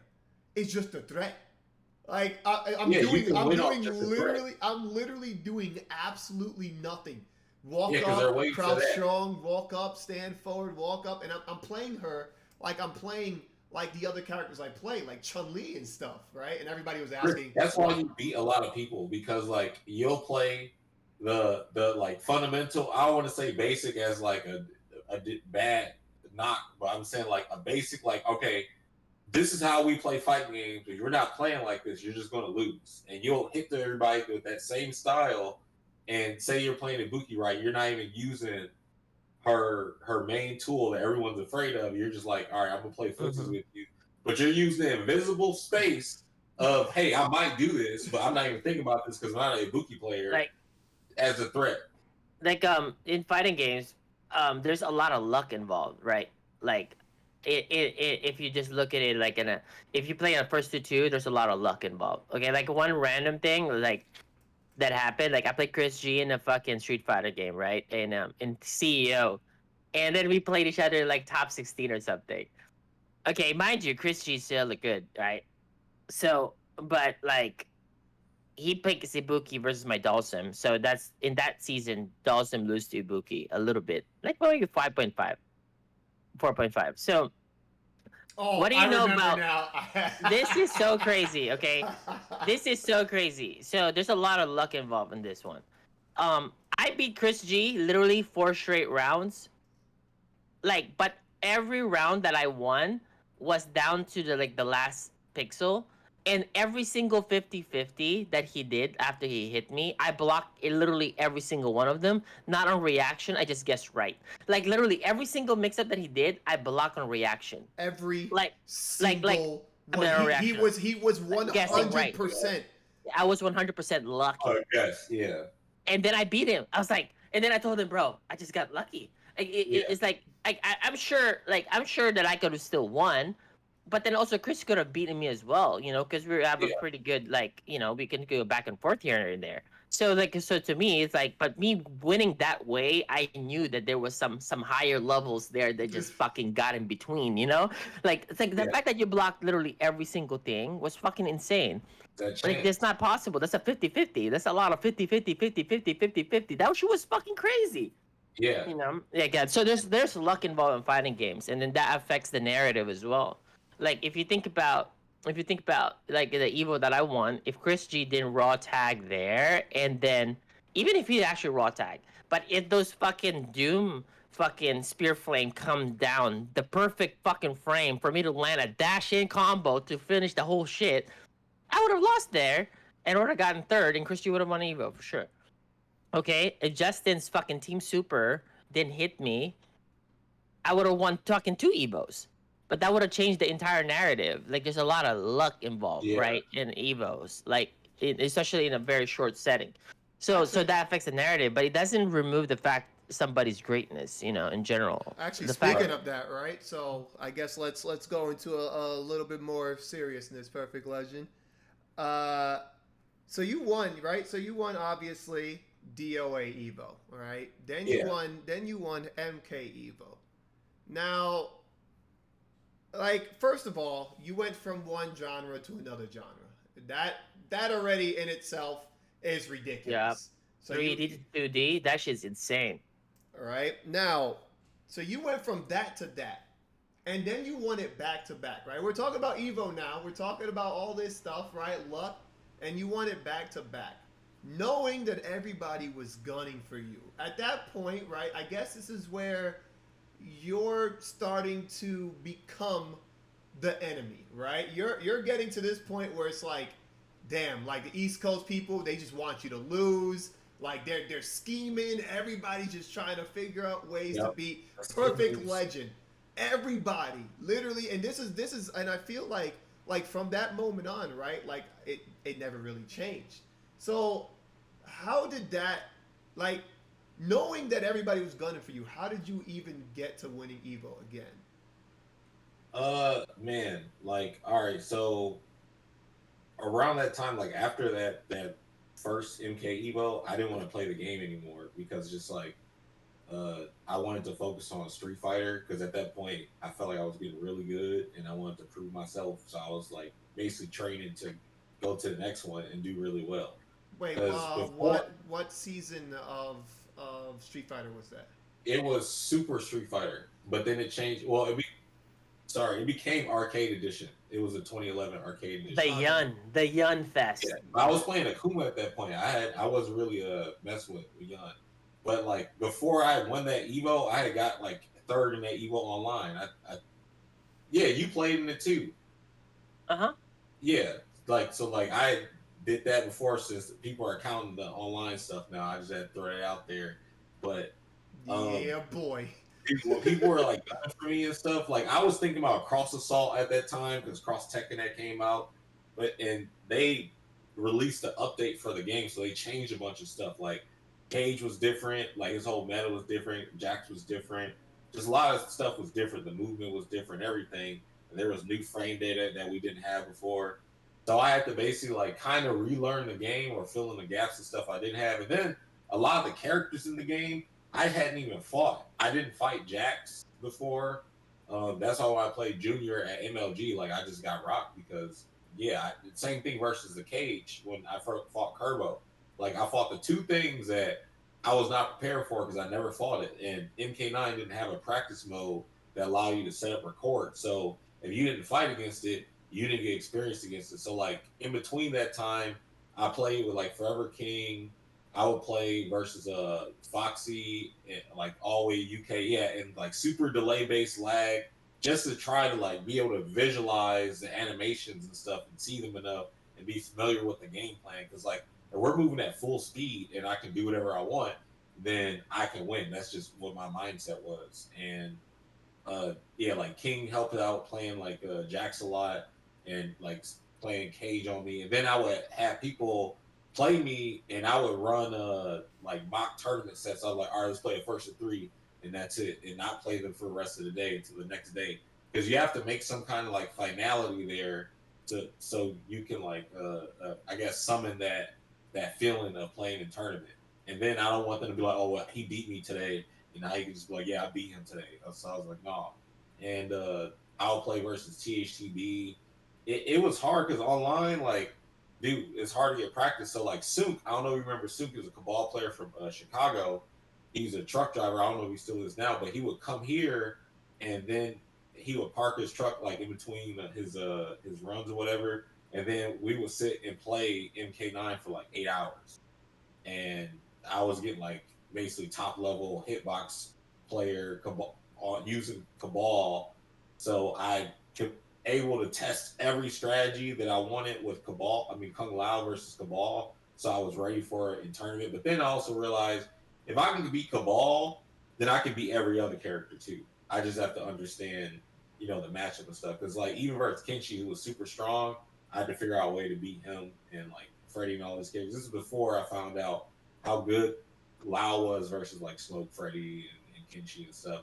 But the other matchups like Cage is still really tough, even to this day. I don't like playing that matchup. That's why I'll switch to Cabal myself. I have to also teach myself to play with Cabal, so then I could play those matchups. And then I got to a point where like I was top level Cabal too, whereas it wasn't just like, all right, well, this is a pocket Cabal. It's like he's just as strong as my Kung Lao. So it's like, well, you can try to run the counter pick matchup on me. I can pick Cabal now, because before people would just pick matchups on me that I didn't know or could get experience against, and that was my hindrance. Even though I was able to win Evo and stuff, like that's also due to like, I didn't have to fight like Sector or Katana. Like I was always worried about Katana as Kung Lao. It's really tough because that has been a legacy bad matchup since MK2, and I only know that because like the OGs that played those games competitively told me about it, and I went and tested. I was like, okay, I see why, because just how it works. So, but in MK9, because of the role and just how he can challenge her with his hat toss better, it's a much better matchup. Like towards the end of MK9, I was able to like just win that matchup, no problem in that game. But in MKX, they changed it a lot, and then they changed it like 3 times to where now he definitely does super well in that match. But now I have like a balanced Kenshi. But like back to MK9, like they changed so much and introduced like the DLC characters and like buff different characters, because Smoke wasn't as powerful, I don't remember, as he was before the big update. Because in that that 2011 MK9, they had the DLC characters available. They banned them for that tournament. So the next event, they had the DLC characters, but they still like used the update. But it was fun to prepare, because I would go and sometimes travel and like play with people. Like I would sometimes go to Chicago and play with GGA and come back, because I would stay with Jeremiah and we would like go to the arcade and play and just grind or whatever and just play offline. That was cool. But yeah, it was tough because like, man, I had to really like, so outside of playing with people, what I would do in practice mode is I would turn the CPU on like the highest level and then just try to fight it and get it to try to do stuff so I can try to figure out how to get around the special move or whatever. And also, when you knock the computer down, and you can set it to like random wake up attacks, and they'll just cycle through all the special moves. So I would use that to train because, like, yeah, the practice mode wasn't that good. Okay. Okay, so all right. I guess this would be the hard hitting, the last hard hitting question for you. All right. So after all that, right, you are now that guy, right? 2 Evos, right, and MK, right? All these other games are coming out. Now, of course, you're here, and you already know I got to ask you. How did anything start with SonicFox? What happened? When did it all start? Okay, well, originally, so I was so this is after Evo and ESL that took place and stuff, and I was in LA filming Legends of Gaming when I was like a coach or whatever. I was out there for like 2 weeks. I honestly couldn't even play outside like twice where Nutcakes came to where I was filming at and we got some games in. Then I went to the arcade and met up with like Kenny and Steve and we was playing like there was like a local or something. Chris T showed up and Brent showed up too. And I only basically got to play the game like twice while I was out there. So I was kind of rusty or whatever.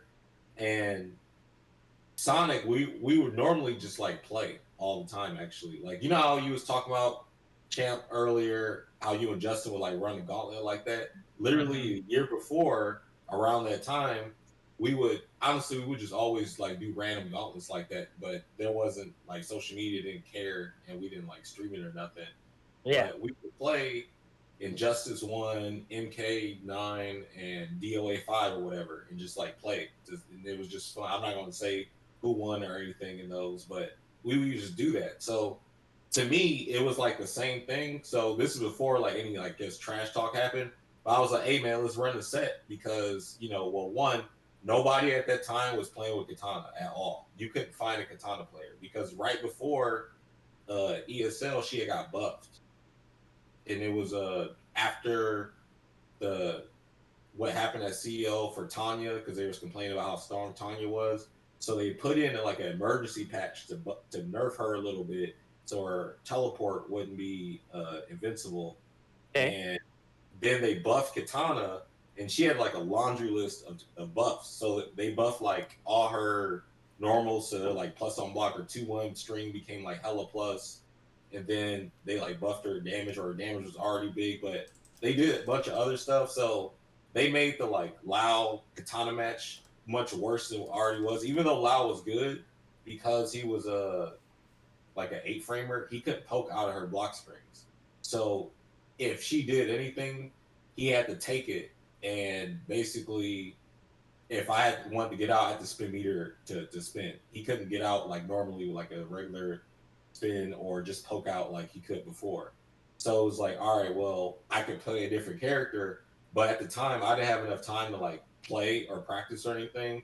Like literally as soon as I got home, Summer Jam was that like weekend. So like I flew home like that Wednesday or Thursday and then flew into like Philly like the next day or so. So I didn't have that much time to play. But even with that, the characters I wanted to use, they had like in the update mess with them. Like I don't know what they did. So like Scorpion had a bug to where he couldn't do more than 20% of his damage. No matter how long of the combo you did, it wouldn't go the scaling higher than 20%. So it was like, okay, this is a character I would probably use. And then Raiden, they had changed him, even though like he was kind of broken beforehand because he had a 6-frame mid. They could hit confirm to big damage or whatever. But my Raiden wasn't like, I wasn't as confident with him because again, like the only character at that point that I was playing with in that game was Lau. There's no Cabal, obviously, because he's just not in the game. But I was like, well, this is all I know how to use right now. So I was like, whatever. But I was asking for games and he was already down to play. So that was already settled. But then I don't know, I was tweeting about tier, like basically the same type of tier discussion we were talking about. I was basically talking about that. And then this dude said, he was like, no, tears don't, like, all right, so the discussion was tears don't matter, right? That's what most, like, scrubs or whatever talk about, and they do. The They classic. definitely. The classic. They 100% matter, okay? So I was like, no, they do. He was like, no, you don't, because Sonic won with Katana. And I was like, no, Sonic won with Katana because the character got like hella buffs. I wasn't saying he won because he's whack or anything, or it was only because of the character. But I got challenged to a match for that. But it's like, okay, if you're going to do that, my whole thing was, what are you trying to prove? Because if you think that I'm saying that you only won because of the character, then wouldn't you want to use a different character to prove that for the full set? That was my whole thing. I honestly didn't care at the point because I was like, well, we're only paying for $100. And two, like, I know I'm going to lose this. My idea is NRS sees how bad this match is and either buffs Kung Lao or nerfs Katana. And I mean, like, the result is she definitely got like adjusted to where she's more in line with the cast. There are more characters that can challenge her because at that time they really couldn't. And I know a lot of people just don't care about a lot of these details and stuff, but like, so wait, hold on. So, okay, so at this point you're talking about the exhibition, right? Yeah. But okay, so what you mean to say is that some random person roped a first to 10 exhibition at that Summer Jam. Yeah, a random person. I don't even know who the dude's account is. You have to like go back and look and see if you can find when I was like talking about it. Wait, so how did that get set up then? So Biggie was just like make it happen. All right. So this is how I got set up. So like. So when we were having this conversation, me and the random troll, so Sonic gets wind of it, thinks I'm like talking shit or whatever, right? And it's like, all right, well, I challenge you to whatever. And then I was like, at first like, nah, or whatever, but then we started talking shit. And I was like, you know what? Fuck it. All right, I accept. I challenge you. Like, basically, he challenged me, and then I was like hesitant about it. And then we started talking shit more. And I was like, fuck it, we can play. But then like, we went on OBS show or a James McKay show and talked about like the rule setting and all that stuff. Because I was like, look, you can't use Katana, pick Cassie or Aaron Black. I said that right. And he was like, well, you can only use Buzzsaw or whatever. And I'm just like, what? This doesn't make sense. And you're okay, if you're challenging me, where you challenging me for the show that you can win with Katana, it doesn't matter. Like in this form of the argument, like it was dumb, but like at the tournament itself, like we ended up, I said I'll pick only Tempest and Buzzsaw, and he said he'll pick only like Cassie and Katana. But then like at the end of that, because once we decided on the stipulation or whatever, Biggie jumped up and he was like, hey, why don't y'all here play for this? Here's another $100. And I was like, all right, fuck it, whatever. But then Sonic was like, no, you can only use Buzzsaw now. Because I'm like, why am I the only person that has to stick by the stipulation? But I don't know. And also, check this out. So the tournament had already like ran its course, right? So I don't know why or who scheduled my tournaments, but my DOA, my Street Fighter, and my MK were all at the exact same time. They're all scheduled at like 7 o'clock or something. So I'm running back and forth to all the different areas to play and shit. So I'm getting tired or whatever. So I get eliminated. I lose to Katana Prime, use a Katana. I lose to Kevo Demand, use a Katana. Almost lose to Adonis using Shinnok. And so I'm like, man, these fools are using like the super duper top tier. And I'm just like hella not in practice versus this shit yet. And then like once I'm out the tournament and out of everything, I'm like, all right, whatever. I go to the room and it's like me, Chris T, Julio, Brent, I think Slayer's up there, and we're like smoking or whatever, right? And then I get a knock on the door. Emery's like, yeah, man, they say you gotta come play. It's like midnight, by the way. Cloud just played like his super long ass like set versus somebody that they had. I'm thinking they said the hell with my exhibition because it's so late and it's over and I got bodied in tournament. That's what I was thinking. And they're like, no, I'll come play. And I was like, all right, fuck it. I'll just go freaking play or whatever. But I didn't really care as much about it as everyone else did. But then I saw how much everybody cared, and I was like, yo, damn, what the fuck? it was crazy. Oh, oops, just bleep that out so you can put that on YouTube. But yeah, dude, that shit was. It was people were like banging on the freaking floor and stuff. Had signs. I'm like, y'all had signs. Y'all took time out of your day to make a sign for this. Like, I was like, yo, I was flabbergasted. Yo, PL. Like, okay, to your defense though, not talk just about the match. I know you lost to Sonic, obviously, but you guys are playing a totally different game that that you were the best at. So this is like a different iteration, okay? But then again, now moving forward to MKX, you never really said that you were better than Sonic, during that time, right? Obviously but this is the thing. When you lose a contest, you should have just said congratulations and then shake his hand, then you're a better player today, and then, move on. But you fucking made a spectacle about it, grabbed the mic, and fucking make some shit. That's why. Wait, okay, hold on. Shit hits the fan. Before that, though, then how? So okay, so he's playing. They are playing the whole set, right? With Katana, right? So why didn't that stop? Why did the Katana thing stop like from the get? Wait, why did? Because you're playing the whole set, right? And apparently they weren't supposed to play Katana, right? Yeah, he was supposed to play Aaron Black, but pick Katana the whole set. Wait, so why do you guys have rules? Yeah, the stipulation was either like Katana or Cassie, right? It wasn't Aaron Black. The thing was, I was like, if you're trying to, I guess, prove that you're better than me, then just pick Cassie or Aaron. That's what I said. But like picking Katana in the match that that, like, okay, Katana beats Lau in the Legacy format, whatever, right? Like from game to game to game, even in like MKX is tough, right? So I'm like, and you just won Evo with the Super Katana, and I guess you think that I'm downplaying your skill, then play me with something that isn't the easiest matchup for the character with one of your other mains that you weren't using up to this point, and do that. I didn't care to even, I don't know. There's nothing to prove, like, because, I mean, look, we're all great. What the hell? It's just, I don't know. It's, again, the troll said whatever, and whatever shit. I can't even say it escalated because we're playing games, but yeah. Damn. So, okay.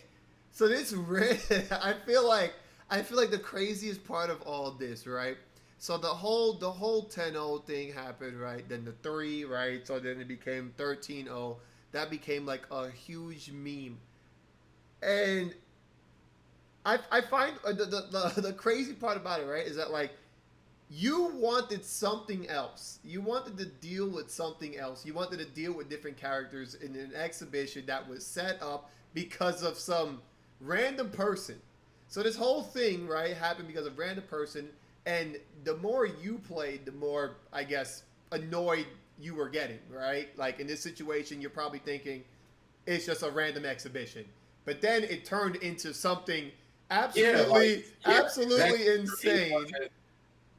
Yeah, because worst case is that NRS, or I guess best case is NRS sees it. Because I mean, look, I didn't go into it like, yeah, I'm about to body Sonic. No, at no point, even when we were talking shit, was I thinking I'm about to win, because this match is just like, first off, I couldn't get practice versus the character. There's no rollback netcode at that point in MKX. There was nobody in the world other than like Ninja CW who just plays her as a pocket that I could play to fight versus the character. And other person was Katana Prime, but at the time he said he didn't have internet, so he couldn't play me. So I'm like, well, I can't get practice versus this. And I mean, yeah, I can training mode, record mode, but it's not going to be the exact same and just drilling the situation on myself over and over again. Like, I was great versus Tanya, who they are all using, but I mean, you know what I'm saying? But and then on top of that, after that tournament, I win like the next couple of ESLs online to qualify and then go to the finals all those times and stuff. It was just like the timing was bad because I hadn't been playing or could play, and then what I had access to practice wasn't optimal. So it's just like all that. I'm not making excuses. I'm just like, for me to play, I want to be able to be in form, but it's hard to get there when you got like different hurdles or whatever. So okay, then so after this, right? You're doing all this and whatnot, right? The what I started to notice, right, is that anything that happened, and now this is what I find weird, right? Because you're telling me that you didn't have beef with Sonic, right, before this. Oh. So then, how did that escalate? How did it just become like, damn, like now it's this perfect legend versus Sonic for like what? Like literally today. Like I could probably find something stupid today about some stupid joke, some stupid SonicFox perfect legend thing, like. Waskinator made something and posted it on his page. I saw the other day. I'm like, dude, this is so old. Like, so Yeah, that's it so would be old. random attacks that would just all right. So somebody, I still have the tweet. Like when people tweet and tag me in something, I screenshot it before they delete it. I'm like, I don't know why you would post this and tag me. So I'm not going to name any names because I'm not going to draw any drama to him. But so basically, this dude was playing Truth or Dare with the party in mind, and I guess the guy picked Truth or no Dare, and he wrote a tweet for him to post, basically copy and paste, and he called me a short Oompa Loompa and all this other stuff or whatever. I mean, I have to like search for it, but I could find it. But it would just be random attacks like that. Like I don't attack people, you know what I'm saying, randomly or at all. Like I'm just like, all right, do you want to play or something like that? Like I've tried to make peace several times, and then like the last time I tried, took the screenshots and posted them online saying stay out my DMs. I'm like, okay, all right, whatever. Because before that, I mean, shoot, like I don't know, we never had any problems for real. It just once MKX came out, and I don't know, things started just being different for real. Damn. Like, okay. How did that make you feel though? Like, so everything, so all this stuff is happening, and again, like, so you went from being the enemy of the state with 2 Evos, and then you know MKX, right, and Justice 1 and 2, all these games come out, and then so I started to notice that, right, like the peak of that was the SonicFox U thing. So it's like, how did it feel just knowing that, like, yeah, like you're just really the bad guy, like somehow. Like, what happened with that? Dude, that honestly, it was like that during DOA as well. Like during DOA, I was clearly like DOA 4. I was the best player out of the whole community. I won all the major tournaments with all the best players there, and they would still say that like Master was the best. They would write those articles and stuff, and it's just like, dude, what the hell? And then I would get hate, like random people would like attack me online and stuff back then. So but it wasn't to this level, because now it's like, and I don't want to say these are attacks, but like freaking, I run into people in real life, and they'll be like, "Yeah, man, so haha, Sonic, right?" And it's weird that it's escalated to that, because I guess everybody that's a hero, no matter what sign you're looking on, whether you think it's me or him, it's, you know, people always have their hero or villain in the story. But now, like with fighting games, I guess it's so big or noteworthy, they actually know like who we are. Because before, no one gave a shit. I can tell you 10 years ago, no one gave a damn about anything. But now it's like, yeah, like I still hear about it. Like not every day now, because honestly, I haven't really been streaming that much. I've just been posting on YouTube and like Fresh Cut or TikTok or whatever. But yeah, I've just been, yeah, it you get numb to it, because it's like people trying to pick on you in school or whatever. That's just how it feels, and that's how it's been to me. That's all I can compare it to. Like someone always trying to say something, but all they can say is, "Oh, you lost this." But you know, majority of these people are so ashamed for any kind of failure in life at all, so they feel like, I guess it's their way to try to project that or to hurt somebody that they think it. I mean, it doesn't hurt me. I mean, you're just saying a number. It You know is weird. I've seen people like try to live. They're living through the joke. Yeah. Like Yeah. it's like that gives them the purpose. And I remember when all that stuff was going on, and I straight up was like, yo, like, and I think it was like literally like 2 years ago. So obviously at this point, right? When did that set happen? That set was 2015. That was 2013. 2015. Oh, 2015. 2015. Yeah. And it's like, I remember like in an old version of the game that we can no longer play. If you buy a copy of MKX, it won't even be in that copy of the game. So all that happened, right? And I remember like 2 years ago, and I forgot, like someone said something, and it was blasphemous, right? But they mentioned the you and SonicFox thing, and I was just like, holy crap! And they were like really like throwing insults in there, and I'm just like, dog, No, like none of that makes any like sense. Like my man lost an exhibition, like, and that's what I find really weird about the whole thing. It's not like. And then you'd be like, "Oh, you fell off. You haven't been playing or anything." I'm like, dude, I have at least one top 8 every year since that year in any game I played. The only game was like Dragon Ball Fighters, but I got like top 16 or something at CEO the first year. But I can't sit here and knock how I did in Dragon Ball Fighters because just how the game is set up. That's why I'm really waiting for rollback. Like I can play that game. It's just fucking, dude, it's annoying to try to compete. Like when you play from here to like New York or wherever, and the connection's not as good and it's just not as stable. So like we gotta wait for the improvements just for it to play. But by the time this shit comes out, Street Fighter 6 will probably be here, so it's probably gonna be too late anyway. Wait, speaking of that, then I know you did the speaking of the meme, you did the 13-0 DBFZ thing. What happened with that? Did people enter? All right, so you did that too late. You should have done that shit earlier. That's really deleted all the memes. I'm doing it annually though. I'm waiting for rollback so I can do the next one. Wait, how did that work? Did people enter? Did people actually challenge you? Yeah, nobody challenged me, but they entered. So this is why, like, so we raised like $1,200, and I was like, all right.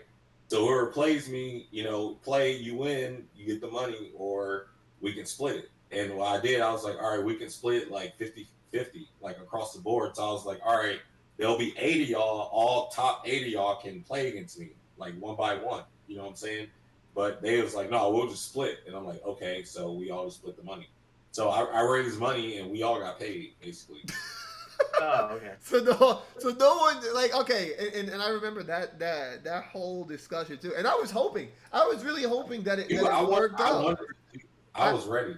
I can't, obviously everyone's telling you that you're trash, right? That was the whole thing. Oh, you lost. Yeah, you're terrible at everything. All that. You come up with this thing where you're like, if you could actually do this, if you could destroy me, then you get the money. But what's funny is that like you're telling me nobody was cocky enough. I would have gone for it because I'm fucking competitive. And I find that so weird because I'm gonna be like, my man, like, if I got into like, I know that's so hard to do that to somebody like PL, right? That's so fucking hard, like whatever Sonic did to him, that's so hard. To do that to PL is one of the best. That's a matchup where my character sucks. That's not some shit where I can actually play and move around and all that stuff. Sure. Midnight, and I'm fresh. But I'm saying is like, I would have still gone for it. Like even if it's like like I know for sure I can 50-0 you in Marvel 3. That's for sure. There's no question because I've done. Yeah, we gotta do that. That's it. So easy because I 50-0'd a lot of people. We gotta do that. No, like I'm saying like SF5, I can probably do that if I was practicing. No, you're not fucking 50-0 me in Street No, not 50-0. I say 13-0 SF5. I can. No, you're not. For sure. But see, what I'm saying is, this is what I love about it. There's this thing. There's this banter, and there's no lack of respect here, my man. You know what I'm saying? But I'm saying you feel that way, and I respect that. But I'm saying I feel this way as well. You know what I mean? Like it is crazy too because it's like. But people get offended by talk like this. They be like, "Oh, that dude's toxic. You need to ban him from fucking everything." Like what? You want to know what's crazy about what you did with that whole calling everybody out was that so everybody again it's telling you suck, but even in the case, and this is the thing, right? Even in the case that you can't 13-0 somebody, right? Let's say in best case scenario, right? Like, I can beat you 9 games in a row and then you win 1, right? So technically you win. But at the same time, I'm taking that. That's the whole point. Like, the whole the whole thing is that like a community is backing down at the fact that they could beat you mad times in a row. And that's what I find the weirdest. Because if somebody was like, I can't, you know, you can't beat me like 10 games in a row, I'll be like, yes, I can. Like, or you know, somebody said the same thing to me. Like, oh, you know, I bet you I could beat you 10 times in a row. And I'm like, no, I'm going to take that Chris. No matter what. Like, no matter, I don't even care what game it is. I'll take it in freaking in Super Turbo. Chris, okay, what's your opinion? Do you think I can 50-0 him in Marvel 3? Yes. There's no way you're gonna get a game on me, bro. Yeah. Now Street Fighter, dude, I feel like you think I can 13-0 him in Street Fighter 5? I don't think so. You know why? It's because I haven't played since 2018, bro.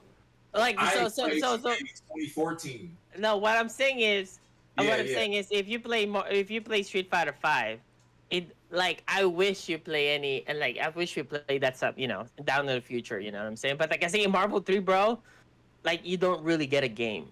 Like I swear. Like because look, like Punk is so good in Marvel 3, right? For his level, you know, since he came in late. And I still beat him 10-0 when he said, "Can you beat me? Can I, you know, I still 10-0'd him and Justin." First of all, you're FChamp, but I still want to play it. No, I know, but I'm saying is like I 50-0'd so many people in that game.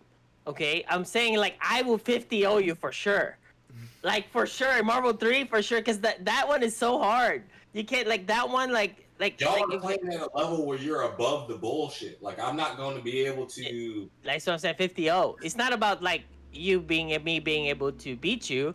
It's like being to consistently do that in 50 straight games is what makes it difficult, you know? It's like this. You for sure beat me fucking 20-0, 50-0 in fucking MK9, bro. Yeah. Even if I play, for sure. Like, there's no doubt. Like, I know that for a fact. I want to run it, though. I want to play it. Yeah, for sure. I think, like, just this conversation, right? Like, just this conversation, yeah, you would take any game. But again, like, what's weird is that nobody took it. Like, just the invitation. Yeah, that's what's crazy. And that's how you know we're living in a weird era where it's like that should be free. Like if you, especially if you think you're nice, like I would have definitely. Right. If Perfect Legend would have been like, I bet you can't 10-0 me in DBFZ, I would be like, I'm taking that. Like literally, like let's set it up. I mean, I'm gonna tell you that we went back and forth and shitting on that. Okay, have you played Marvel 2? Yeah, I've played Marvel 2. I play MSP in Marvel 2. Okay, so do you think Justin Wong, which is the GOAT of GOATs, man? Okay, do you think you get a game of him in 100 games? Nah, dog. I watched him beat. Man, oh my god, dude, I feel so bad right now. His name, but he's a part of like. You ain't getting a game of that. Black dude from Columbus. I forgot his name, but I watched him and Justin play for 100 games, and they bet. He was like, "No, you ain't gonna beat me 100 games." And I watched the whole set at Fuji's house, and Justin beat 100 games. Oh, for sure. Minds, and I already know like the execution stuff that goes into it. Yeah. I've been playing like even if I was in practice, no, Justin's laying me out for 100 games with yeah. If it's like when you play games like a team-based game, right? A team-based game. It's quite hard to like when somebody's really better than you. It compounds. Yeah. Like how much they're much better. I want to make sure he doesn't get random out. Yeah, it's gonna be fucking difficult to do that. And compared to like a 1v1 game. See, that's what shit I was talking about. How like to me those are like fucking big Ray boss challenges that like I've always wanted to do. Where like play a Evo champion in their best game and try to beat them, dude. Oh my god, dude, that's fucking, dude. That would be, dude. I definitely. Imagine there was an AI like. I mean, they used to actually do that, like in Virtua Fighter 4. If you would play like quest mode or whatever, they'll have you fight a bunch of different AIs based on top players that played that game. But that shit was just dope. Like I think events should do that more. They should probably do that in the battle hub where like, hey, today we're featuring blah, blah, blah playing, try to beat this person. I mean, yeah, it's beat a pro, but to have that stipulation, don't get 10-0 by this person. Don't get 20, that shit would be tight. I did so many of those Beta Pro Challenge, like on those PAX West, PAX East kind of like events, you know, the Yeah. E3s. Like my sponsors would make you sit there in the booth and host the booth, and then I have to give away keyboards, headsets if I lose, I beat the Right. Beat the Pro Challenge. So, but my goal there was like, I ain't gonna give away any of these motherfucking Yeah. devices at all. Like, Damn, you know, even I gave some away. Damn, I did it. you were. I did it. I did it. But okay, It's I did it. It's like, no, I didn't want to. I didn't want to lose at all. But then my friends. Okay, I'm not gonna mention who. My friends in the FGC came through. Oh, Champ, what's up? I was like, you want a keyboard, headset? Okay. So I gave away the match at the end of the convention. So I gave it to my friends. You know what I'm saying? To the people that I think Yeah. they're cool. You know. But I'm saying like, okay, let me go back to this one question. Like, is ChrisG or FChamp getting a game off Justin Marvel 2? For sure. Yes. Like, nobody gonna be Justin like that. Like, I'm saying, like, but if it's a first to 50, I think I get 5. I'm going Maybe for 2. Yeah, I get 5. Because I First don't to play. 50. I don't play Marvel 2, but I'm still smart. That's what I just feel. I just want Obviously, like, we all I just gonna get want, washed. 2. Yeah. Homeboy is a goat. So I'm saying, but I'm gonna go Yeah. for 5. I get 5. That was ridiculous, Marvel too, man. I watched Fucking too many. We've all watched too many of those. godly. Yeah. Like, it think about winning 7 Evos or something. Yeah. Bro, just think about that. That is rough. Actually, Like yeah. 7 Also, Evos? Develop competition that lives around you all the time and is always gunning for you. Like, yeah. Homeboy is a goat. So yeah. I actually wanted to speak on something real quick though. So you see, right? You have mad knowledge, Perfect Legend, right? And now I'm gonna do so. Mad knowledge. Bad. Damn, bad knowledge, yo. Perfect Legend, I you was like, suck. yeah. Don't listen to him. Pick what were you saying? Pick whatever your heart tells you to pick, or some dumb. but What's your yeah, heart, so you have a lot of knowledge, right? You go in the lab, right? You learn mad stuff, mad characters, mad games. Now I want to talk about your site real quick. You know what's going on with that? I know you have a book, an PerfectLegend.net. EBook. Yep.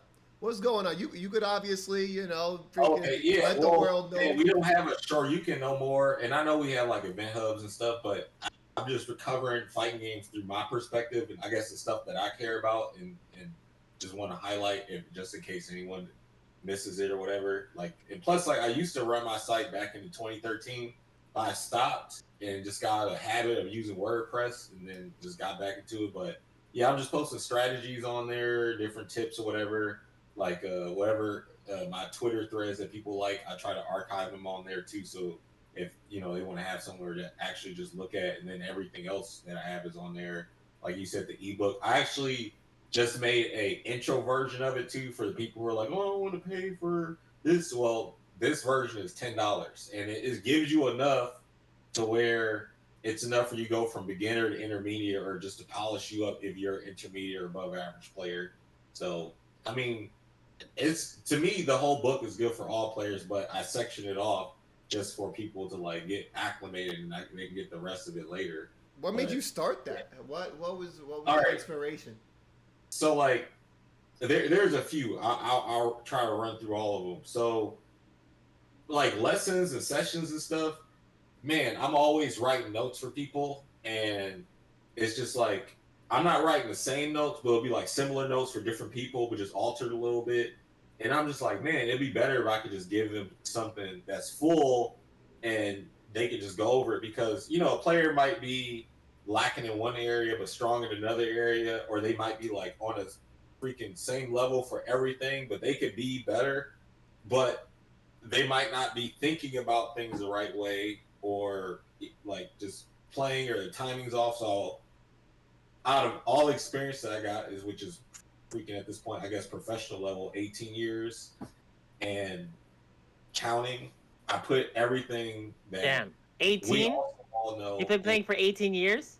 Yeah, like if I count coming to the scene late 2004, yeah. Damn. Shit, my man. Damn. Talk about that's the real definition of OG. And And you guys are just like super fighting game heads. Like, you guys have played so many fighting games for so long. Like me, like I felt like I had a very long competitive career, But as far as playing for fun, fighting games, I didn't have that. Like my For first fun, year, I was like 3 or my 4. first year of fighting games went straight to pro. Like, cause like I had no time to bullshit around. Like, Yeah, but then, but I didn't really play fighting games for fun, cause competition was fun already for me. That was you know what I'm saying? Same as you guys. I'm sure you guys feel the same way. Yeah, it's so But hard to play. yeah, I don't play for fun. I don't even play single player games. Yeah, I never could do that. But Chris can for some reason, and I'm a Yeah, gamer. Justin. At the end of the day, I'm a gamer. Okay. I like. First of all, playing guys, stuff. I am not an 09er. Okay, my very first tournament. Okay, my very first tournament. This is why the name FChamp was born. Okay, I'm gonna just give you guys a history lesson. Okay, so my very first tournament was NCR 2007. Okay, and Chungsta, which is he just got second at Evo. You know, obviously this is his hometown. So there's an NCR, and my friend CJ Chungsta, everybody's like, "Hey man, you should go play a tournament like with us." You know, it's like, you know, I've only been playing for like a few months with y'all. And it's like just enter. Okay, so I go enter the tournament. My first time, it was like stacked tournament. It was like 200 people playing Marvel 2. Combo Fiend was there. Everybody, all the legends was there. John Choi, Ricky Ortiz, you know, Chungsta, Crizzle, all these NorCal guys. What do you know? My very first tournament, I got second place in a major, and I entered the tournament as Ryan Ramirez. That's it. And then after that point, since I was the only Filipino in our group of friends, they called me the Filipino Champ in NorCal, right? So from that point on, my friend Anthony Z, and she's a Marvel 2 player. He's the person that named me. So from that point on, I just carried on with the name because I was always a very proud Filipino American. And so, but that says my very first tournament was I got second place in a major in 2007. So that was it. So that's when I got my name, and I feel like being able to get second and beating the guy who got second at Evo in the tournament to eliminate him, I think that's pretty good for my very first tournament. Yeah, So pretty good. from that point on, yeah. So I just continued on because I was in a crossroads because I was like, do I want to play RTS? I want to play Warcraft 3 and go for it and try to go to be a quote unquote pro, or I go for fighting games and go quote unquote to be a pro. I picked fighting games.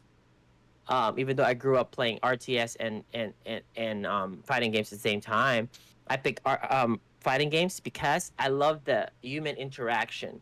I love going to the arcade or meeting people, shaking their hands, fucking meeting them, having that camaraderie of brothers, like that, you know, like a brotherhood kind of thing. Like compared to like talking shit on the keyboard, like you motherfucker, you suck. Like, you know what I'm saying? I didn't like that aspect. You know, I like. Chat. Yeah, I love that, you know, that human element that fighting games like, brought. So that's why I picked fighting games over that. Speaking of that, Perfect Legend. I don't even think I've heard the story. How'd you get your name? All right, so as a like Dragon Ball weeb, I was playing. Okay, so my Steam name was Super Saiyan Shin Carl for a while. Jesus Oh my Christ! I'm glad you switched. Oh my God, we're all grateful. We're all grateful you switched. Wait! Super Saiyan Shin Carl? That's right. Oh snap! Yeah, so I was using that name, but I was playing this game called Earth Special Forces, which was a Half-Life mod, and it was like a Dragon Ball Half-Life mod. That to me is the best Dragon Ball game ever. If y'all ever get time, download this shit, play it. That's the best Dragon Ball game ever. Basically, it's like a flight simulator. You can fly around, and you have to keep powering up to maintain ki to keep moving and just attacking stuff. But in that game, I changed my name to Legend, and because it was short for Legendary Super Saiyan, because I couldn't put the whole thing because it was cut off. So I was like, all right, I'll be Legend. So then when Xbox Live came out, I couldn't get Legend, but then Perfect Legend came up in the prompter. So I was like, oh, it's like Perfect Cell, but Perfect Legendary Super Saiyan. So I picked that. There it is. Okay, let me just build it off. Okay, I forgot to mention this. Okay, so I got a few questions in the chat saying like, is my name sanctioned? So just a quick short story about this. So since then my name was Filipino Champ or FChamp. And, you know, I was making some waves in FGC, then I won Evo, I beat Daigo, whatever. And then the Philippine community, fighting game community in the Philippines in general, You know, they're like, what the fuck? This guy is calling himself Filipino Champ or FChamp, but he hasn't earned his name. So what they did was they hosted an event in the Philippines called the Homecoming. So they made me go to the Philippines and earn my name. So they That's made me actually play. OD. Why have I never heard this? They Oh, made me play the best player in Marvel 3 there, two of them. They made me play the best in Street Fighter, two of them. And I need to beat them both in first to tens each. So that means that's four sets of first to tens that I have to beat. love fighting games. That's godlike. So when I beat them, then it was officially sanctioned by the Philippines that I am Filipino champ. So I was like, what's the whole point of this? I'm sure I would still do it even if it wasn't sanctioned. That's just the one I want to call myself now, you know? So then I was officially sanctioned as a Filipino champ. And then what's great about this is that there's something that came along with it. Like in 2018, 2019, there was an Olympics kind of like event. It's called the Southeast Asia Games. This is basically all the countries in Southeast Asia will compete kind of like Olympic style of like sports and esports. So the Philippines made me the manager for the esports That's godlike. team. You know, so I represented the Philippines in a way. So it's like fucking insane. It's like the whole country had like billboards of like different of the athletes, of the esports athletes that was there, and I was the manager of that team, which is kind of like, it was actually a really proud moment, like the fact that I was able to represent my homeland in a way for that setting, you know. So it kind of like there's something that came along with it, like earning that name. Yeah, that's dope as hell. that's fucking sick. Or just earning the name, yeah. Dang, see, I'm just Chris G. Bro, I would have just been the same. Bro, I would have just been the same. If I would have gotten 0-2 in my first tournament, or didn't get second, or didn't get top 8, I would have just been the same as Ryan Ramirez. You don't want to be super Shin Ryan? No, it would have been like, I would have been like, no, just been Ryan Ramirez. It would have just been Ryan Ramirez all the way. Actually, Shin Like Ryan doesn't sound that bad. Chris, it's not too late, man. You could be Super Saiyan Shin Chris. Bro, PL, that your name was insane, dude. You know, Chris, shut up. Okay, you weren't Chris. Okay, you're a fire mage. Okay, fire mage. That was your name. Okay, you're a fire mage. I was EMP that is fire so mage. funny. EMP fire mage. I mean, think about it. I definitely had to change that. The world record for the most winningest esports team of all time. Is that really true? Yeah, it's real. I mean, they technically are. I mean, like if you count all 35 people that's been on the team. Hey man, it counts. All right, hold on. It's Justin. It's the reason why. It's because of Justin. Okay. It's not just him too. It's all of us that's been on the team. Yeah. What? Oh, you were there. Yeah. I was on the team. Sam Oh, was that's on the what. team. Oh shit, that shit team is stacked. Yeah. Yikes, Sanford, dude. Dominion, Yikes. Oh my god. All those other esports teams do the same shit because they'll use players that are not on the team no more, accomplishments to get, you know, sponsors in the future. Yeah. They get all the clout and stuff, and not clout. So crazy. Like all credit. That's proper credentials. Yeah. Yeah, but they wouldn't do that for Empire, but they do that for all the other the esports teams. So it definitely matters, even though they're not there or not. They're still part. Like you're part of the dynasty too, Chris. Oh yeah, for sure. What? You know what's so crazy about that? EMP was so stacked. Think about the talent that was there. You, ChrisG, Justin, Yipes, Sanford, Dominion. Who else was there? Ricky, right? Ricky, Arturo. Oh my fucking god! You talk about so many world champions in that motherfucking roster. I think GM at one point. Yeah. Is a lot of players. That's probably the best fucking roster when it comes to talent. It wasn't the best org by far as management is concerned, but like as far as talent, bro. More straight up than a lot of esports managers. Like, we gonna keep it a buck because they be running down some whack ass contracts. Triforce will tell you up front, look, I ain't got nothing, but I'll try to make it happen for you. But they'll write you in a contract where you're supposed to be guaranteed to get paid, and you still don't. You can't do shit about it. Well, that's on you guys. Like what I'm saying, like my contracts were all fucking perfect. Like, but I didn't have Triforce or anybody like that. So it's all up to your negotiating abilities. Oh yeah, if you signed the contract and you didn't get paid, there's something wrong that you didn't read there in the fine line. My favorite. That's on you.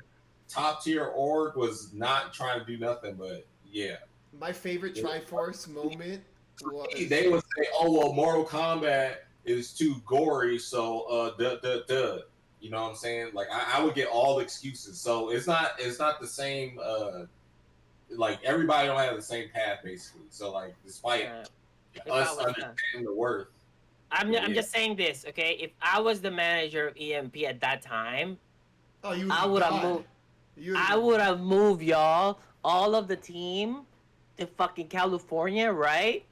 I would move y'all, and we would have been like kind of like Complexity right now, okay? Complexity was like so huge right before, and they got bought up by the Dallas Cowboys, okay? So we would have been that. If I had fucking NYChrisG, you, Sanford, Yipes, all y'all motherfuckers under in one umbrella, you know how easy if I sell that shit to a team?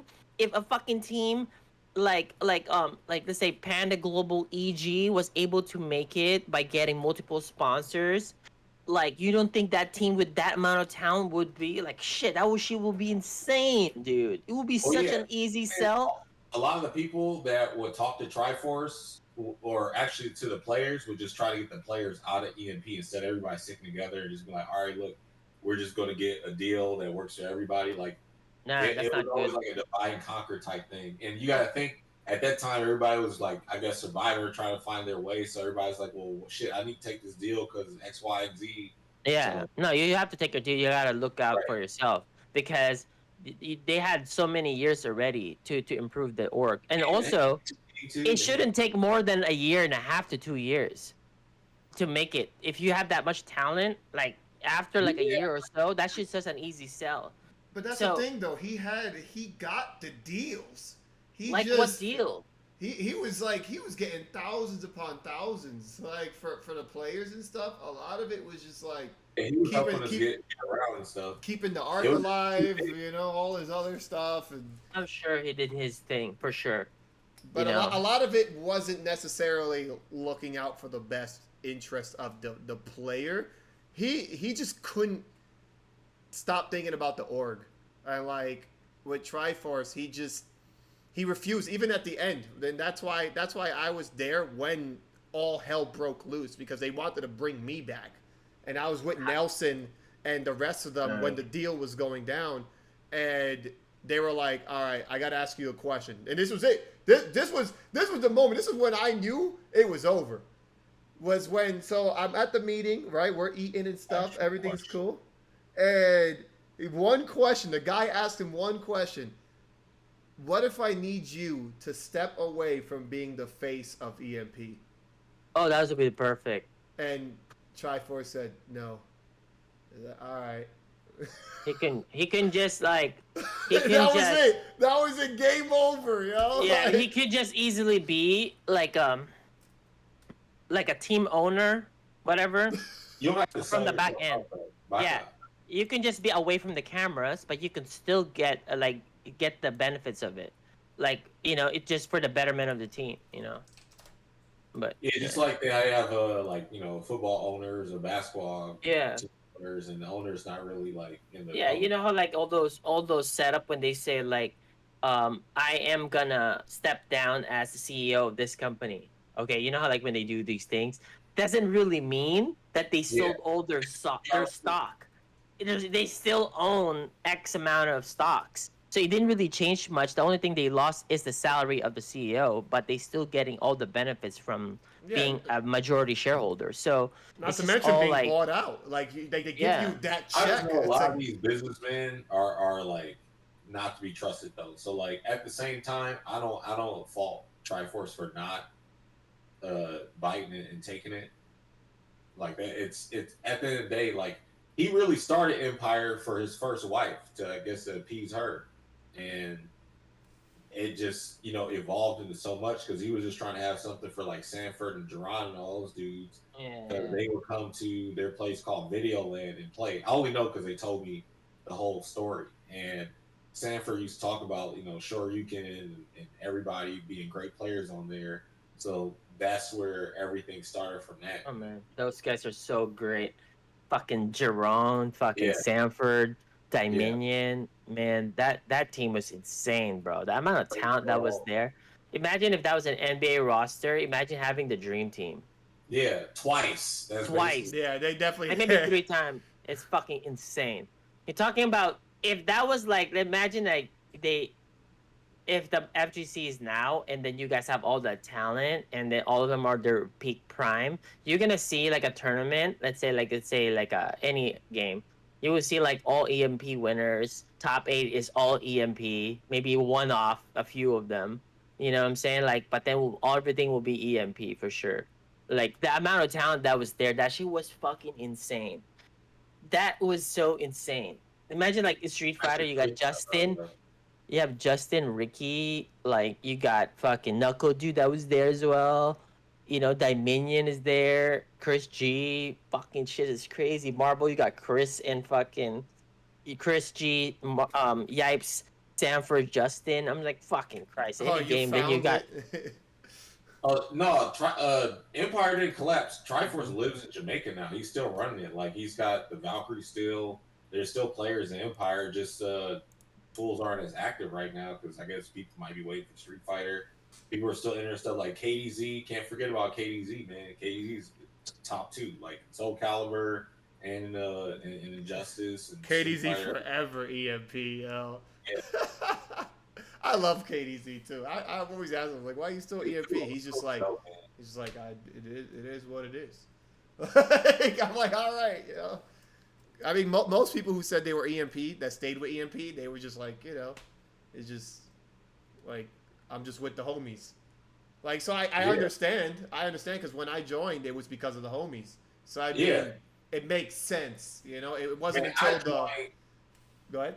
Oh, I was gonna say I joined because I like the avatar signature combo they use on Shoryuken with all like. When you go on there and you'll see like the thing with all the white characters, they look like aliens or whatever. I just thought that looked dope, so I just wanted to have that. So when I met Jerron at ECC, and he put me on a Triforce, then I joined there, and I was like, hell yeah. Triforce was like, yeah, you wanted to join because you wanted to be on the team with Justin Wong. I was like, no, I joined actually for your signatures. That's it. Like that's all I cared about at that point. Hey. Yeah. Mm-hmm. So, okay. Speaking of forums, I actually made a forum too, just in case anybody freaking cares to get on. It's called the Hadoken Boards. Oh, for sure. You can just put it in the chat. Yeah. I definitely, if you give me all your socials and whatnot, I'll try to get back in the habit of using the forums because, you know, like Twitter replaced that habit for us because I still to this day will pull up like a URL thing and type Shoryuken even though I ain't there no more because it's just I did it so much. I heard somebody's actually trying to make a new forum spot like that people are using. Like I don't know what or how, but yeah, that's why I put the Hadoken boards. I started like putting all the games in there. There's a retro arcade area and stuff, or retro fighter area, and I put like some other games. I'll add more whatever people want on there, and I have like a link in there for Fightcade as well for people that want to get on it. So before we head off, final question: what is the plans of Perfect Legend? What is your future looking like? Obviously, Street Fighter 6. We're all waiting for that, but from December 29th till 6 that months, day, till that day, what will you be doing? Just promote my book more to get more people into fighting games. I feel like the book I made is and I made it with this in mind, and I'm glad that somebody that got the book said this too. But he said he puts it on par with Daigo's book that he put out, The Will to Win. But instead of it being like, I guess, his philosophy of how he just goes about life and stuff, mine is literally just the actionable stuff for improving your thinking and everything in fighting games. So you can be able to go from whatever game and be good and not have to be like, oh, I got to learn this game. Like every fighting game, honestly, we play it with a similar mindset. The biggest difference is just the mechanics and maybe the properties of different stuff. And of course the characters, but at least how we think and feel on defense and offense and all that stuff, it's still relatively the same. And just like, you know, stuff like you want to keep grabbing somebody to open them up and getting them to respond. Like just different stuff like that is not so much of an obvious to like a new player, because obviously they're not even in they're not doing the stuff, so it's brand new to them. So this is so people can take this, and if you're somewhere with no scene, even though the netcode is going to be great, it's going to be impossible for you not get games in. But if you're like a not social person, you don't want to talk to people, and you just want to grind on your own, you have to rely on maybe the people you play with. They might be some assholes, and you don't want to talk to them. You could just use this and be like, all right, I mean, yeah, it's going to take time because everything takes time to be great, but you have all the tools you need to get better. And of course, like, I also tell you how, like, find the combos and stuff for different characters. Like, and for real, legit, I'll tell people, look at what the top players are doing, like for a B&B. If they're doing something, that's probably the most optimal thing that you can find, or up until that point until they find something better.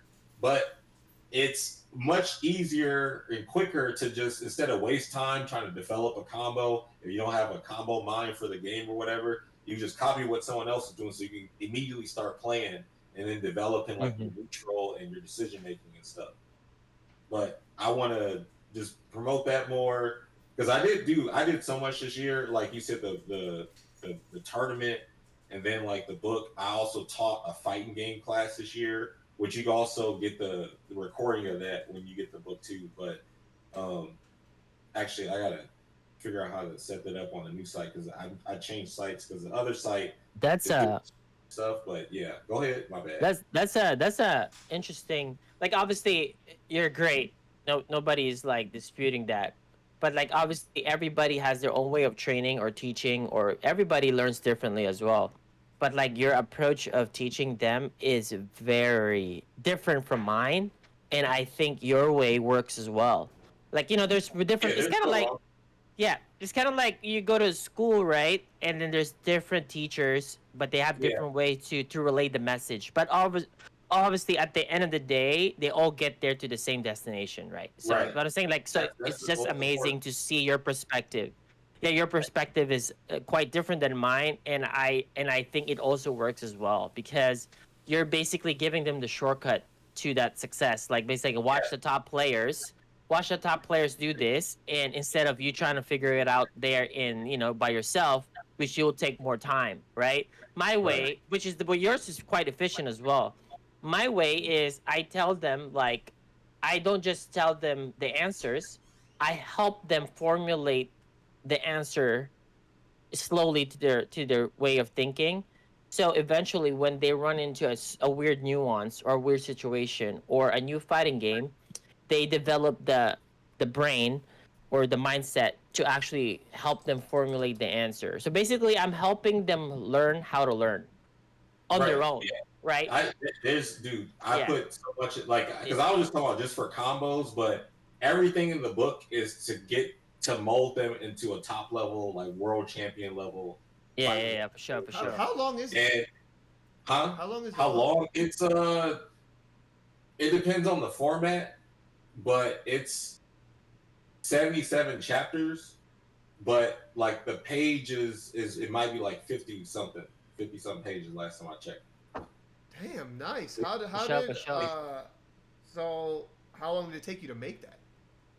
All right, well, considering like the whole, I guess, career, if you kind of take that, and part of it, I guess, 18 years or my whole life, but writing it literally.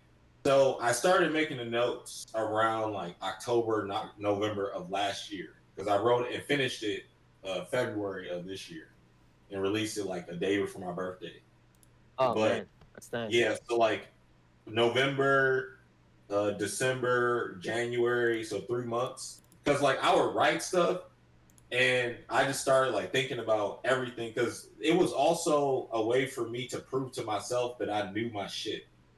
Because it's like, all right, if I'm going to teach someone how to play, I need to make sure that I can like tell myself what I want to teach them and articulate it in a way that anyone can understand it, or anyone at different levels can understand it. Because what I like to do, because my dad's a teacher too, he'll take like different stuff and use metaphors to teach people or whatever, or similarities.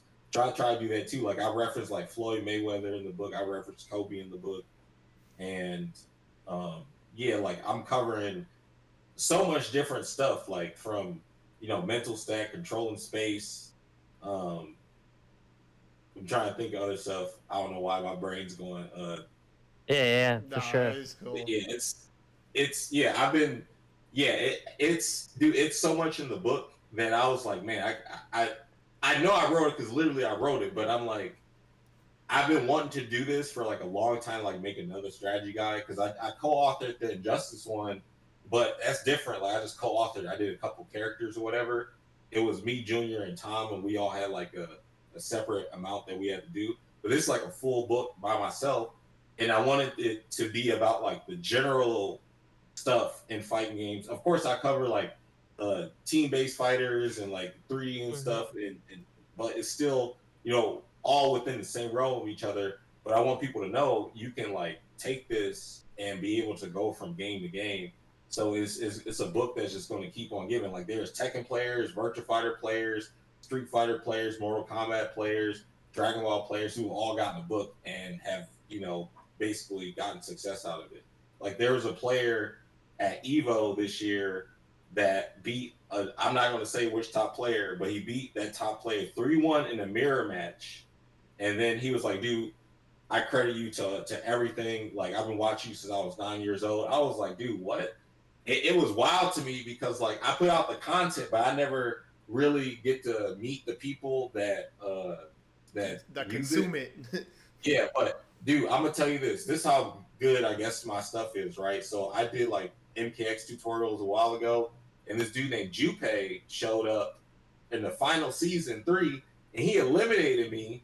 And he was like, "Yeah, man, I got good at this game by watching all your stuff." And he beat me with Kano. I'm just like, I can't be mad at someone winning because they learned from me. Like that's just like, okay, that's a win for me too. Actually, Yeah, that's a win for sure. Yeah, for sure.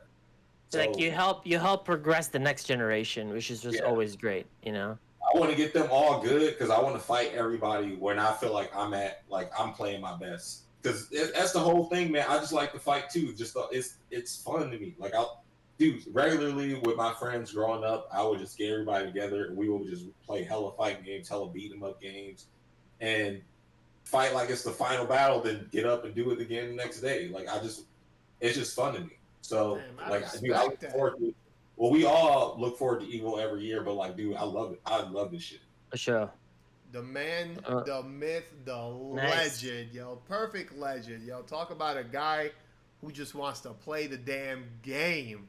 He just wants to play and help people learn. I respect that, There's not enough people that are doing that right now. There's not enough people that are trying to help people out. And, I feel like it's the best way, man. Like, all right, you know how so many people talk about the harassment and stuff they get online because they're trying to interact with others to be able to get games. Somebody hit me up and then my DMs the other day. He was like, "Man, why are people so mean and blah blah?" I'm like, "Look, you have to look at this like life, okay? Everybody's not gonna be your friend or whatever, and everybody's not gonna be nice to you. But you can't let that stop you from living, and that's anything in life. Just because, this person's whatever in fighting games doesn't mean every fighting game player is an asshole. It's just certain people are. You have to figure out ways to do what you gotta do. Like you don't gotta communicate with these people. You can play ranked and have your mic turned off or muted. Like, dude, this is what I do when I go on PS4. I make a party, then I make it to where no one can enter the party, and then I don't have to hear anybody talking. Boom. I don't want to hear anybody talking through the mic anyway. I want to just play. If I'm just grinding, what's the point of that? But it's different. Like, we're in a battle hub and a proximity chat, and everybody's having a tournament, having a good time, talking shit or whatever. That's different. But it's a time and place for everything. Yeah, to train. Yeah, you're training. You want to be focused, so it makes sense. Right. So, like, don't let anything distract you from your goals. Like, there's going to be hella shit. Like, you could be walking to a store, and somebody could come and be, like, a total whatever to you. What you going to do? Like, stop going to the store? No. You got to keep, like, dude, how many times? Like, look How about at me, go to like, a different store? How about I don't want to go to that 7-Eleven. Let me go to a different 7-Eleven. right? Like you gotta work around stuff or just power through it. Like, look, people will be right. They want to be like 13-0 this, Sonic that, whatever. Well, I'm gonna stop playing fighting games and enjoying life because no, Yeah. dude, I'm gonna keep going. Like this That's is just what one loss. That's I've just a been loss. doing this shit since I was what 3 or 4 years old, man. Like I used to in school, I would write down moves and finishers and stuff and color and draw Liu Kang and Sub-Zero and give them to people in class because I just wanted more people to play with. That was it. Oh Like man, that's nice. That's nice to hear. yeah, so like I'm blessed to be able to have found what I love to do early in life and then stick to it and see that it's evolved to what it is. And yeah, That's dude, awesome. like That's awesome. I want us to have like some fucking Kenyan Ashura type tournament or whatever where all the legends play. Like with 6, dude, I can't wait to play you. I can't wait to play Chris. I can't wait to play like Grand Wolf. Everybody like while we're in our like true forms, hella freaking sweated out in the game, know everything and all that stuff. I can't wait because I want to play y'all because I just want to play. I love the battle when we're like it's dude. I don't know how if people don't even feel that, but like before I got to the level where I'm like, yeah, I'm a top player or whatever. I always thought about it and was like, yeah, I want to see what that dude. The rush you get from playing against somebody who's super good and you're super good. Oh yeah, that's the best. That is the best feeling. Mm-hmm. Damn, at some point, man, like this is why I can't wait for Street Fighter 6. And Dude, here we go, yo, to the future. We will all be the next best. We're gonna all freaking knock each other's faces off. And yeah, can't wait. So with that said, thank you, Perfect Legend, for freaking coming on. Thank you, man. You have been great, man. You could just you could hit me up with all your socials and whatnot. I'll make sure to put it in. I got you. Yeah, thank you, Champ. Thank you everybody for tuning in. For sure. We will see you next I'll see week. you guys. I'll see you guys next week. Peace out, guys. Thank you so much. Love you guys. Thanks, Chris. Thanks, PL.